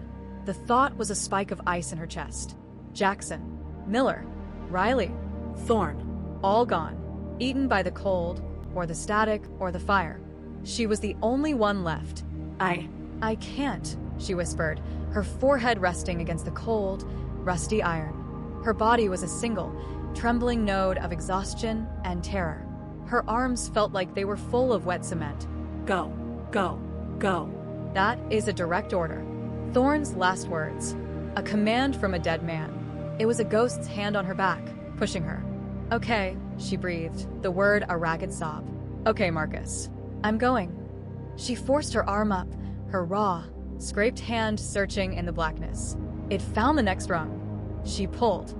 Her body, protesting every inch, followed. The climb was no longer a panicked flight. It was a funeral procession. It was a penance. Each rung was a name. Jackson. Pull. Miller. Pull. Thorn. Pull. The darkness was a mercy. It meant she didn't have to look down. She didn't have to see the impossible, 3,000-foot drop into the blackness that had swallowed her last ally. But her mind saw it. With every upward pull, she imagined the fall. The silence was the new monster. Every sound she made, the scrape of her boot, the rasp of her breathing, the drip of water from the shaft wall, was an explosion. She would freeze, her heart leaping into her throat, convinced the clang, Xing had returned, convinced that the armored shadow was somehow, impossibly, climbing back up. But it never came. There was nothing, only the cold, the dark, and the climb. She repeated the message to herself, a mantra against the madness. It's a wound, not a bridge. Seal it. Don't study it. Seal it. Lyender's warning, bought with Jackson's life, and now with Thorn's. It was the most expensive message in human history, and she was its only living copy. She lost all track of time. It could have been 10 minutes. It could have been 10 hours. Her shoulders were on fire, her legs numb. Her hands were just raw, bloody claws, the pain a distant, dull throb. She was moving on pure, mechanical repetition. Then something changed. The air. It was still cold, but it was different. It was fresher. It didn't taste of rust and damp stone. She could smell pine and snow. Hope, a feeling so alien and painful it almost made her stop, flared in her chest. Her hand reached up for the next rung and met a solid, flat, cold surface. A ceiling. No, she panted, fumbling in the dark. No, not here. I can't be. Her bloody fingers scraped across the metal. It wasn't a ceiling. It was a hatch. A heavy, iron plate, bolted from above. She was at the top. She pushed. It didn't move. It was solid as the mountain itself. No, she screamed, the sound dry and thin. She beat against it with her raw fists, a futile, desperate drumming. Please. Let me out. Please. She had climbed 3,000 feet, past monsters and death, only to die of starvation in a metal tube, inches from the surface. The irony was so bitter, so cruel, that a wild, hysterical laugh bubbled in her throat. Don't stop. Thorn's voice in her head. She stopped hitting. She began to feel. Her hands, clumsy and numb, traced the edges of the hatch. It was a circle about 3 feet wide, and in the center, there, a recessed, star-shaped no. A wheel, a manual locking wheel. It was frozen, rusted solid. You will not beat me, she spat at the inanimate object. She braced her feet on the topmost rung. She grabbed the wheel with both her ruined hands, the jagged, rusted metal bit into her open wounds, and she screamed, but it was a scream of effort, not of fear. She put every last ounce of her life, every bit of her grief and rage, into that single, desperate twist. It didn't move. She sagged, defeated. Go. Damn you, she roared, and she threw her entire, failing body weight against it one last time. There was a sound that shot down the entire, empty shaft. A high-pitched, agonizing screech of metal on metal. The rust broke. The wheel turned. It spun freely, the locking bolts retracting with a series of heavy, satisfying clunks. She pushed. The heavy iron hatch groaned, resisting, then swung open. A flood of pale, silvery light stabbed into the blackness, blinding her. It was the most beautiful, painful light she had ever seen. The air that hit her face was so cold, so pure, it was like breathing knives. It was real. She scrambled, clawing her way out of the hole, spilling onto a cold, vibrating metal grill. She didn't stop. She crab-walked backward, her legs tangled in her own coat, until her back slammed hard against a chain-link fence. She was out. She was on the surface. She sat there, a broken, filthy, bloody thing, and looked up. The sky was a deep, impossible indigo, peppered with a billion stars. A full moon, huge and cold, lit the entire landscape, throwing the jagged, snow-covered peaks of the Sierra Nevada mountains into sharp, black and silver relief. The only sound was the high, thin, lonely sough of the wind through the massive pine trees. She was alive. She had delivered the message. But there was no one here to receive it. She was on a deserted utility platform, surrounded by miles of empty, frozen wilderness. And for the first time she saw it, the utility grid was just a small, concrete bunker surrounded by a fence. And in the fence was a gate. And on the gate was a sign. U.S. government property. Restricted area. Site Sierra. Surface access 07. She was out, but she was still a prisoner. The cold was the first to attack. It was a clean, sharp, invasive enemy, entirely different from the damp, ancient chill of the shaft. It found every gap in her clothing, every scrape and wound. The wind, howling over the snow-covered peaks, sliced through her thin lab coat and scrubs as if they were tissue paper. Evelyn's breath plumed in the silver moonlight, each gasp a painful spike in her lungs. The adrenaline that had fueled her climb was draining away, leaving behind a deep, seismic exhaustion and a pain that was starting to scream. Her hands were two raw, frozen masses of agony. She was alive. She was on the surface, and she was going to freeze to death in less than an hour. Go, go, go. Thorn's voice. It was her new conscience. She lurched to her feet, her body screaming in protest. The metal grill of the utility platform was slick with frost.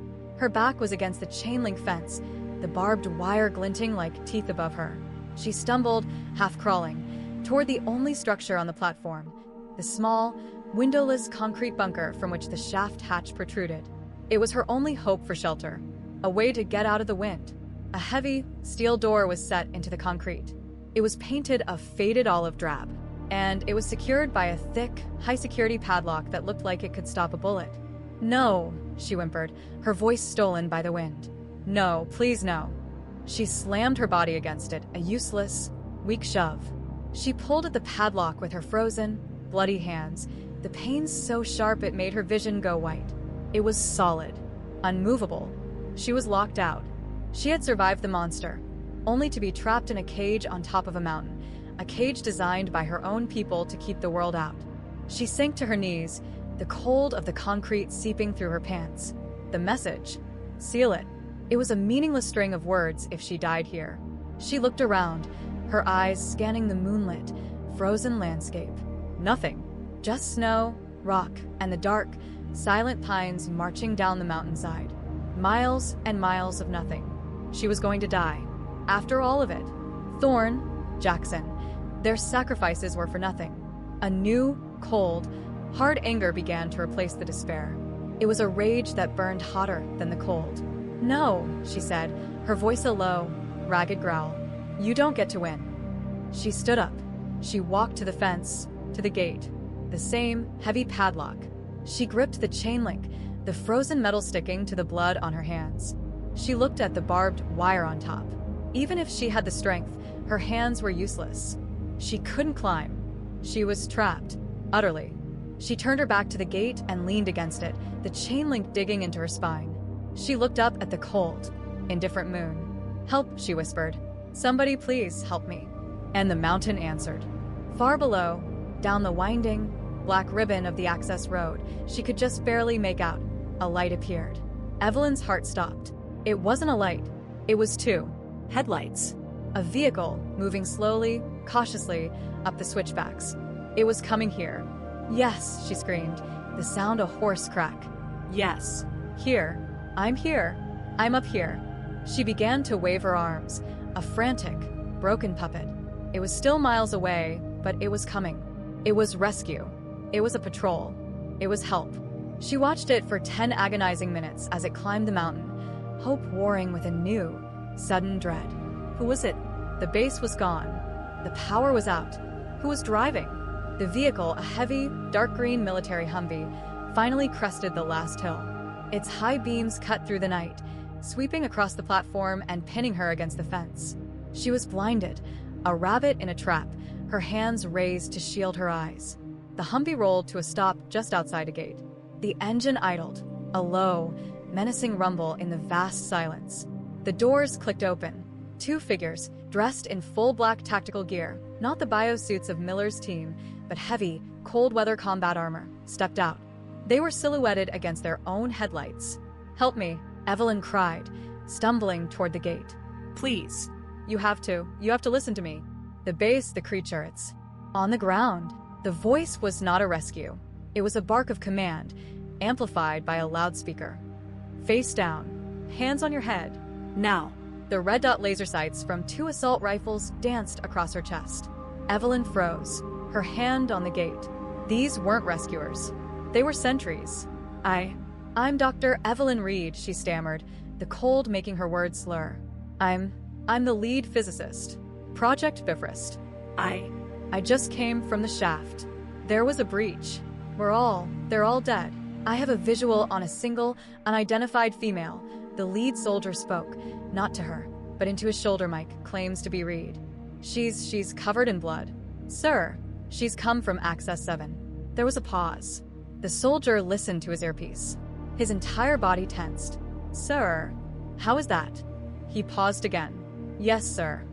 He looked at Evelyn, his rifle never wavering. His voice was now flat, cold, and utterly devoid of mercy. "Dr. Reed, we have a standing order. Shoot on sight for anyone exiting that shaft. The entire facility is under a code black quarantine." The second soldier chambered around. The sound was deafening in the cold night air. "No, wait," Evelyn screamed, pressing herself back against the fence. "I have a message. From Colonel Thorne. You have to seal the bridge. It's a wound. You have to." "She's hysterical," the soldier said into his mic, "and she's compromised. Taking the shot." He raised his rifle, the red settling on her forehead. Evelyn stared, not at the gun, but at the man, her mind finally, truly breaking. She had survived the monster, just to be executed by the protocol. The red dot was a third unblinking eye, a period at the end of her life. The cold, the exhaustion, the grief, it all crystallized into a single, sharp point of light on her forehead. The soldier's finger tensed on the trigger. "Wait," Evelyn screamed, but it wasn't a plea. It was a command. "Project Bifrost.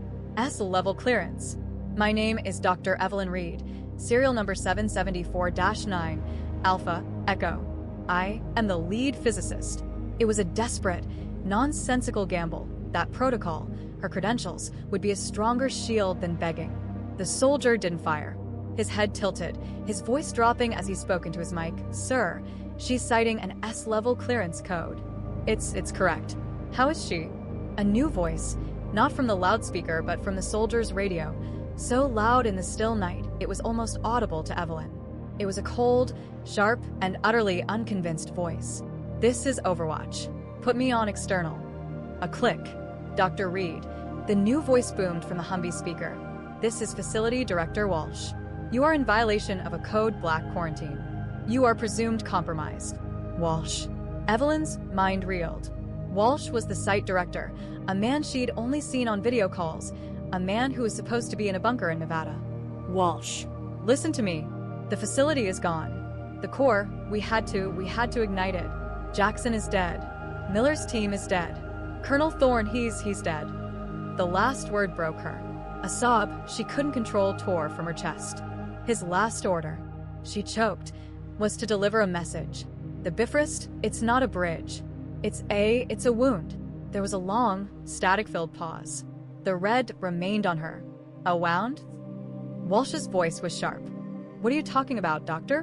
What came out of that shaft?"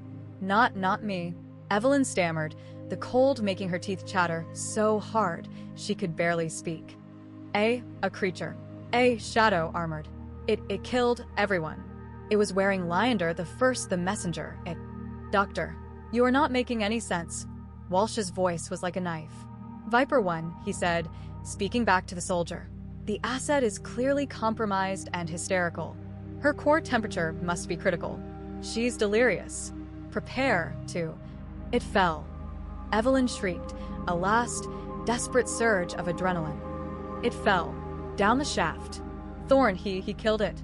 He fell with it. He used his lighter. A fire. They both fell 3,000 feet. It's gone. I'm alone. I'm the only one left." Her knees buckled. The last of her strength was gone. She slid down the chain-link fence, the metal barbs tearing at her frozen coat, and collapsed into a heap in the snow. Silence. The wind howled. The Humvee idled. The two reds were still on her, painting her snow-covered, shaking body. "Walsh," she whispered, her lips numb. "Please, I'm so cold. He died so I could tell you." "Seal it." That was his order. "Seal the wound. Please." Another agonizing pause. The soldier, Viper 1, shifted his weight. "Sir, she's down. I don't think she's a threat. She's dying." The radio crackled. The armored shadow. Heimdallr. A wound. She's reciting data points from the initial breach alert. Walsh's voice was a stunned, quiet realization. Data that never left the control room. She's not hysterical. She's reporting. A beat of silence. Viper 1, stand down. I repeat, stand down. Walsh's voice was now electric with a new, terrifying urgency. That is not a target. That is the entire event report. She's not compromised, she's a witness. The red dots vanished. Secure the asset. Get that gate open. Get her now. She is mission critical. The screech of the gate's rusty hinges was the most beautiful sound in the world. The two soldiers moved fast, holstering their rifles. One of them was already shrugging out of his heavy, insulated parka. Evelyn looked up as they reached her. The first soldier knelt, his face a grim, professional mask. "Dr. Reed, we're getting you out of here." He wrapped the massive parka around her, his movements efficient, impersonal. As he and the other soldier lifted her, her world began to spin, the billion stars above blurring into white streaks. She looked at the soldier, grabbing the front of his tactical vest with her ruined, frozen hand. You have to listen?" She slurred, her consciousness fading. "We're listening, ma'am. We're listening." "No, you have to seal it." And then, for the first time in what felt like a lifetime, Evelyn Reed let go. The darkness that took her was not the cold, empty black of the shaft. It was a warm, total, and complete oblivion. Warmth was the first sensation, an aggressive, artificial, suffocating warmth. It was the opposite of the mountain's clean, killing cold. This was a dead, recycled, sterile heat that pressed down on her. The second sensation was sound, the steady, metronomic beep, beep, beep of a heart monitor. Evelyn's eyes felt glued shut. She tried to lift a hand to rub them, but her arm wouldn't obey. It felt impossibly heavy. She tried again, forcing her muscles to respond. Her arm moved, but something was wrong. She forced her eyes open. The light was a dull, shadowless white, emanating from the walls themselves. She wasn't in a hospital room. There were no windows, no pictures, no flowers. She was in a small, square room. The walls were a pale, sterile gray, and they looked soft, padded. This wasn't a hospital. It was a box, a containment cell. Beep, beep, beep, and 4-line was taped to the inside of her elbow. She followed it with her eyes to a humming, complex machine beside her. She was in a bed with crisp, white, military-stamped sheets. She tried to lift her hands again, and this time she saw them. They were gone. In their place were 2 massive, featureless white clubs. They were wrapped in so much gauze and medical padding that she looked like she was wearing cartoon mittens. A faint, mechanical puff hiss. Puff hiss came from inside the bandages, some kind of pressurized system to force blood to her ruined, frostbitten fingers. She was a patient, and she was a prisoner. She's awake. The voice was not in the room. It was from a speaker hidden clinical, a section of the wall opposite her bed, which she had thought was just more padded gray, shimmered and resolved. It wasn't a wall. It was a one-way mirror, or a screen. A man's face flickered to life, filling the space. He was in his late 50s, with a sharp, thin face, wire-rimmed glasses, and hair so perfectly, severely parted it looked drawn on. His eyes were a cold, pale blue, and they held zero sympathy. It was Director Walsh. "Dr. Reed," he said, his voice as sterile as the room. "Welcome back.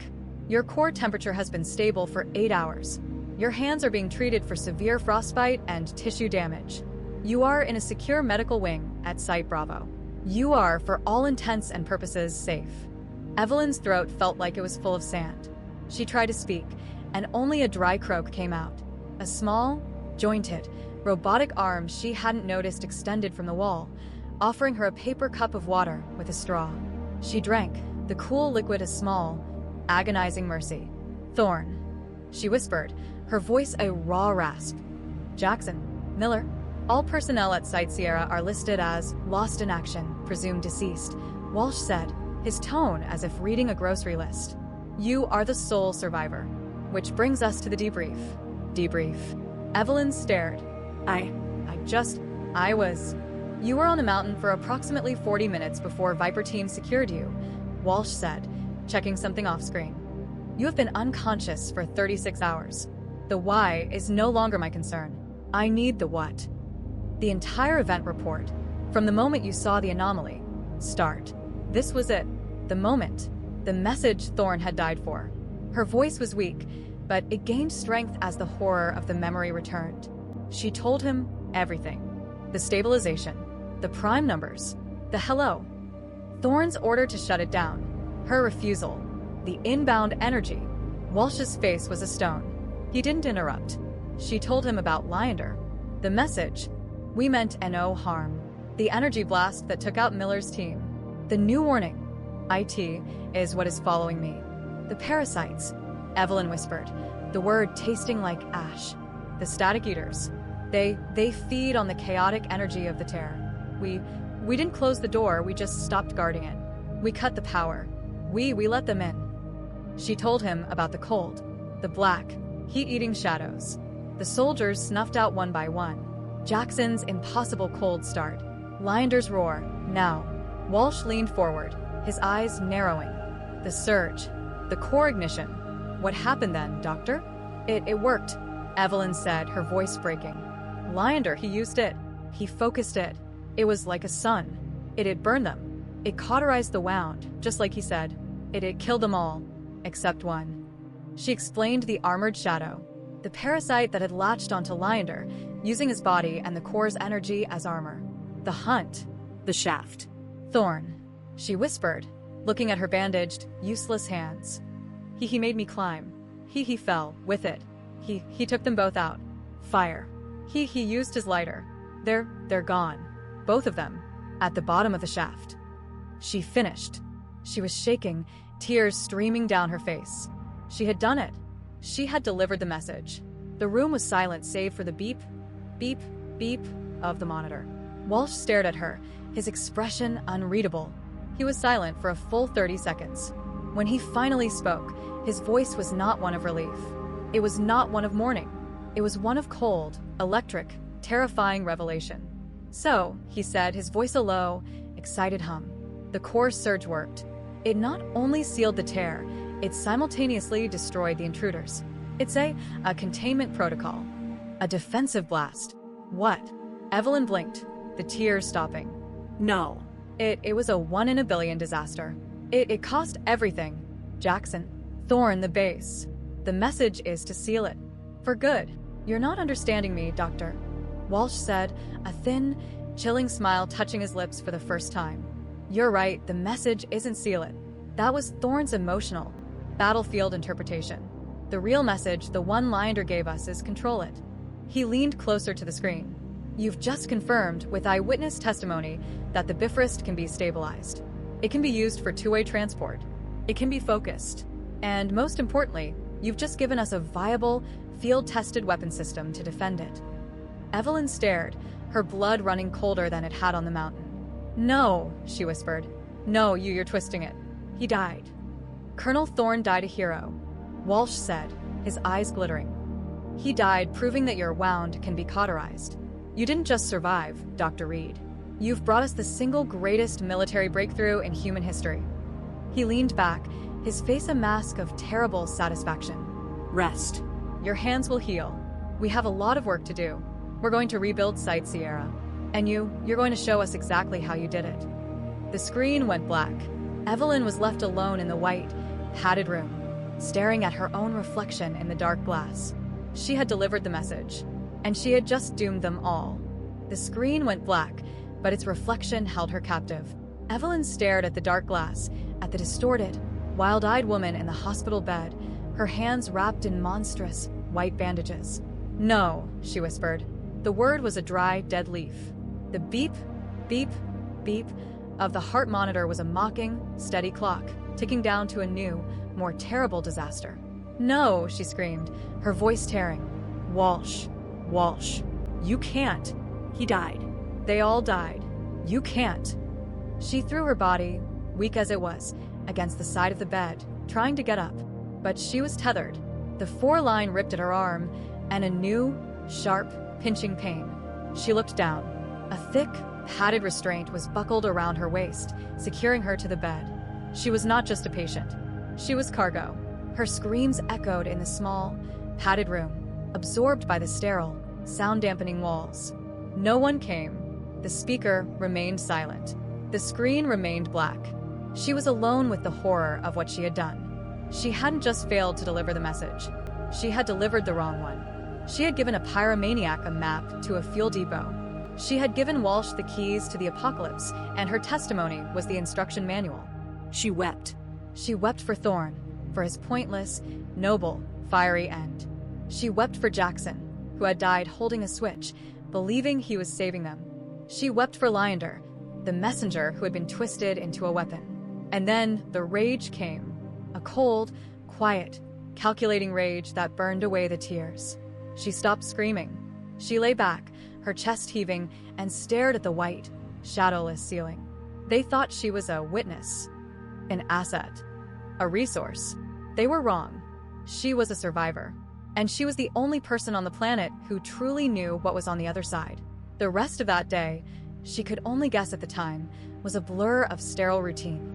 The robotic arm offered her food, a flavorless, nutrient paste. She ate. It offered her water. She drank. She had to be strong.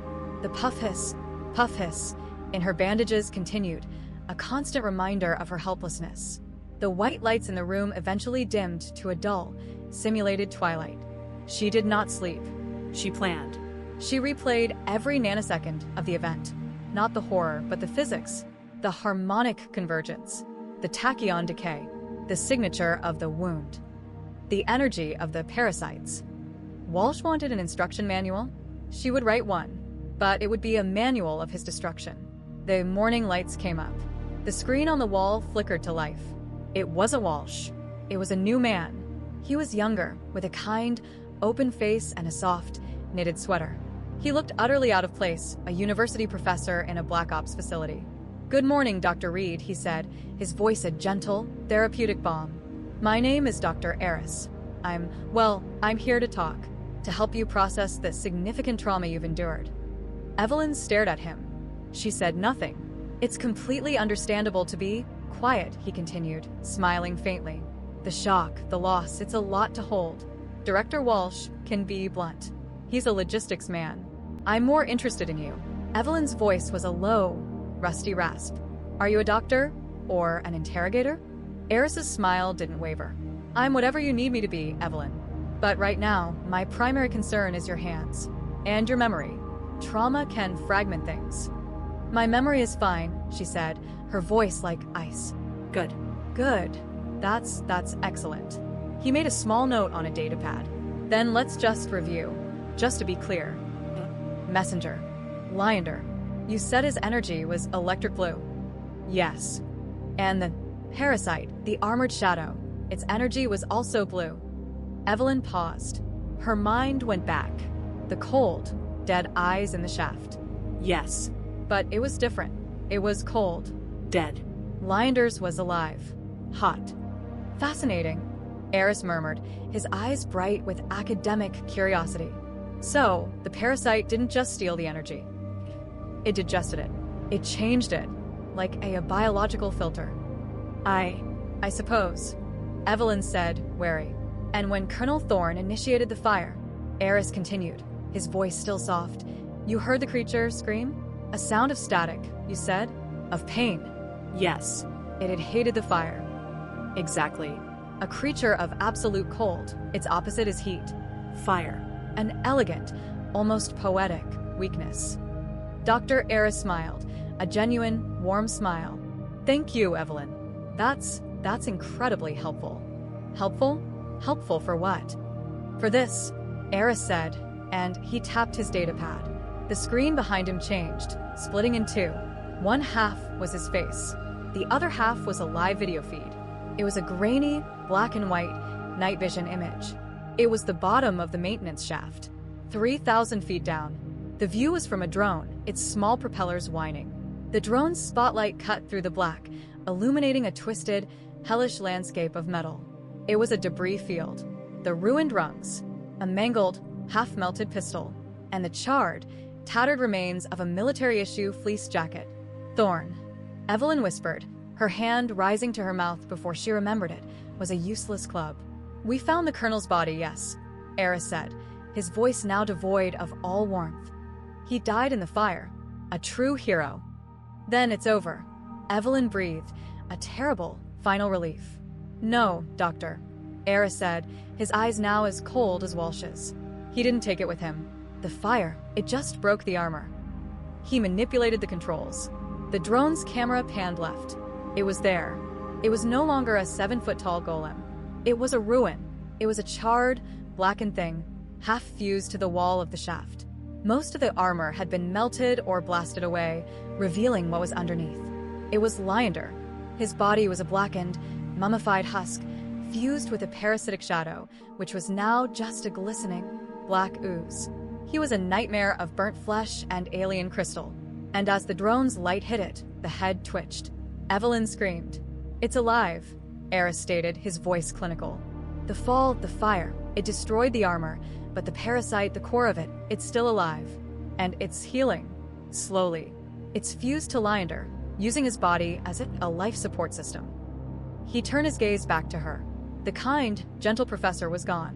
"So, here's our problem, Doctor. Director Walsh wants to weaponize the Bifrost. But I want to understand it.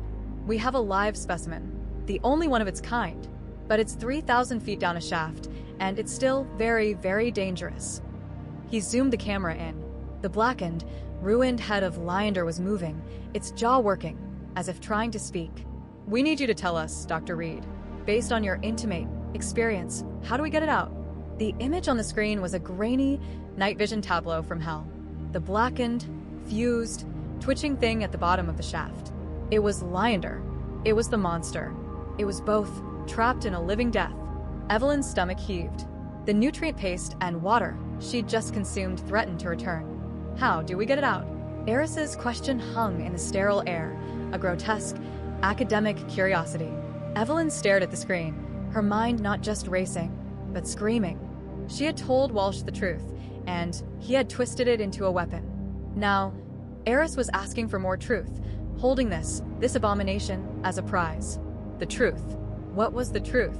That fire hurt it, that it was a creature of cold, that its armor was a shell. If she told him that, they would build a blast furnace, wrap it in heating coils, and drag it to the surface. They would put it in a box, prod it, study it, and in their arrogance, they would lose it. And Thorn's death would be a footnote. She had to lie. The first lie had been one of omission. This one had to be a masterpiece. She looked away from the screen, turning her gaze to Dr. Eris. She let the tears well in her eyes. She let her body shake, not just with the real horror, but with a performed terror. You can't," she whispered, her voice a perfect imitation of a shattered victim. "Oh God, you don't know what you're looking at." Eris leaned forward, his professional curiosity piqued. "Explain, Evelyn. What are we seeing?" You called it scream pain," she stammered, the pieces of the new lie clicking into place. It wasn't pain. Not just pain. What was it? It was a signal, Evelyn said, her eyes wide, as if remembering a new, terrible detail. The static. The parasites. Plural. Lyander, he said parasites. We only saw one. Eris was still, his gentle demeanor gone, replaced by a scientist's sharp, focused attention. Go on. The fire, the fall, it didn't just hurt it. It broke the shell. The armor, it wasn't just armor. It was a damper.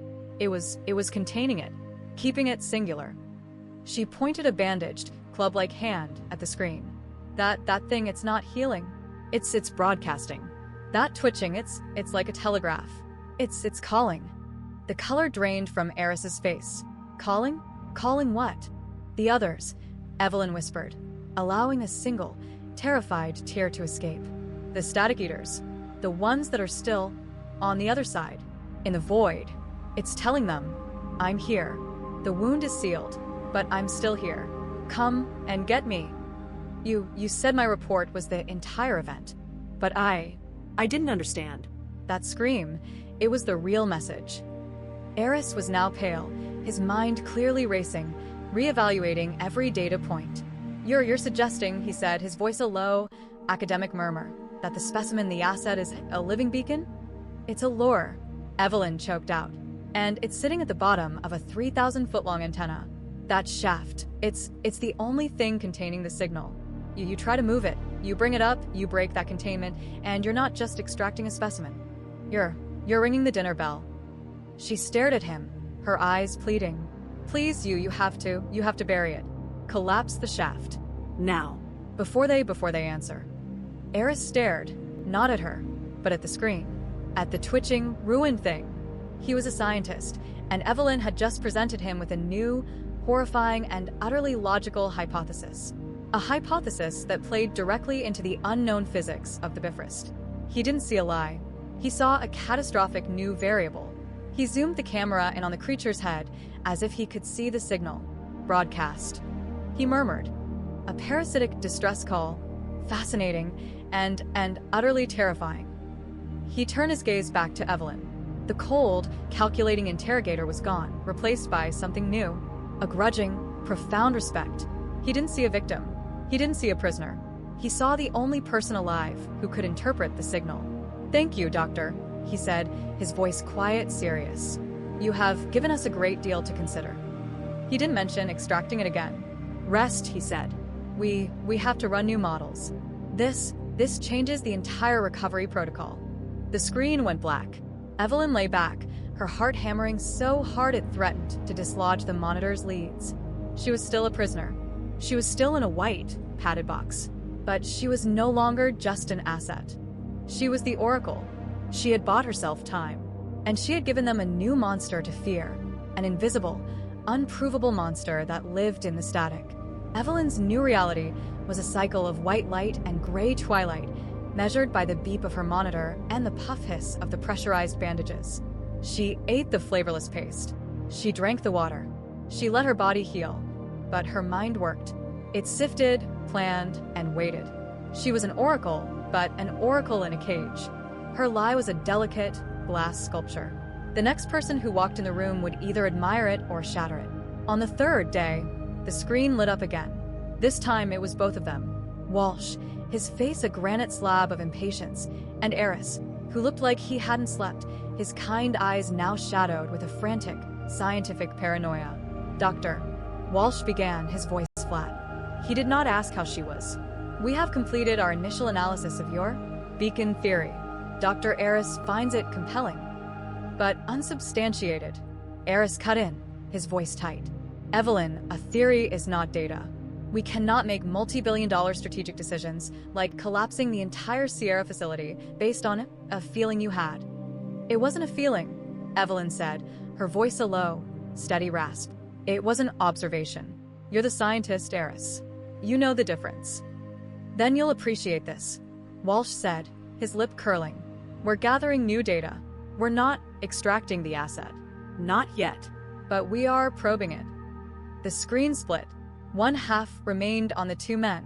The other half flashed to the grainy night vision feed from the bottom of the shaft. The drone was back, but it was not alone.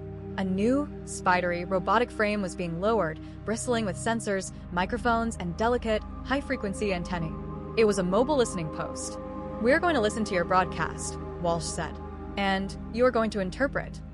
Evelyn's blood ran cold. This was it. The test. Her lie was about to be called. The sensor package settled on the debris field, just yards from the fused, twitching mass of Heimdallr and the creature. "It knows you're there," Evelyn whispered. "A preemptive strike." "Of course it does," Eris murmured, his eyes glued to a new set of data readouts that appeared on the screen. "We're bathing it in light, and okay, audio is live. RF spectrum is online, tachyon detectors are active. Baseline noise, nothing." Walsh stared at her. "I'm waiting, Doctor. Where is this dinner bell?" Evelyn stared at the graphs. It was just noise. Random, chaotic, meaningless static. The same static she had mapped for 5 years. Her heart hammered. She had nothing. She had to make nothing into something. You're looking for a shout," she said, her voice trembling, as if an idea was just hitting her. You're looking for a voice. It's not a voice." "Then what is it?" Eris demanded. It's in the static," she said, her eyes fixed on the most chaotic graph, the tachyon readings. You called it noise. But it's not. Look. The decay pattern. The one that's fluctuating. Eris zoomed in. The graph became a frantic, jagged line. "Doctor, that is quantum noise. It's the background radiation of the universe. It's random." "It's not," Evelyn said, her voice dropping to a conspiratorial, horrified whisper. This was the moment. She committed. "Oh my God. Eris, it's the primes." The word hit the room like a physical blow. Walsh, who had been leaning back, sat bolt upright. Eris's head snapped from the data to her. "What?" Eris said. The signal they sent us. The hello. 2, 3, 5, 7. That's the pattern. It's in there. But it's not a greeting. It's counting. Look, it's inverted. It's a call and response." She was spouting pure, desperate, inspired nonsense. But it was nonsense built on the one truth they could not deny. I'm not seeing it," Eris said, his fingers flying over a virtual console, trying to run a pattern analysis. The data is too chaotic. It could be a nonlinear, it could be, but I can't resolve it. "He's not stupid," Walsh growled. "He's not going to broadcast in a simple, readable, Doctor, are you certain?" I... Evelyn hesitated, as if unsure. Then she let out a small, sharp gasp. It had just changed. It knows. It knows you're listening. It had stopped counting. As if on cue, a meaningless, random spike shot across the tachyon graph. At the exact same instant, on the video feed, the blackened, ruined head of Heimdallr twitched violently, its jaw snapping open in a silent, mummified scream. Eris flinched, physically recoiling from the screen. Walsh let out a low, strangled oath. The coincidence was so perfect, so terrible, it was no longer a lie. It was a prophecy. Evelyn didn't have to say another word. She just watched them, her eyes wide with a manufactured, shared terror. "Get it out," Walsh barked, his voice a low, panicked command. "Get the drone out of there. Pull the package." Pull it now." Eris was already complying, his hands shaking. The spidery sensor package was winched upward, its lights disappearing into the dark. Walsh turned his gaze back to Evelyn.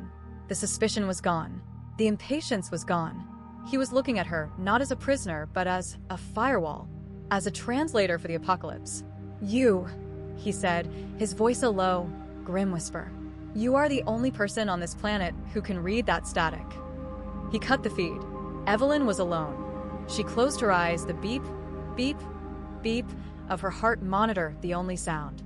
It was beating fast, but it was steady. She had done it. They were terrified. They wouldn't move the creature.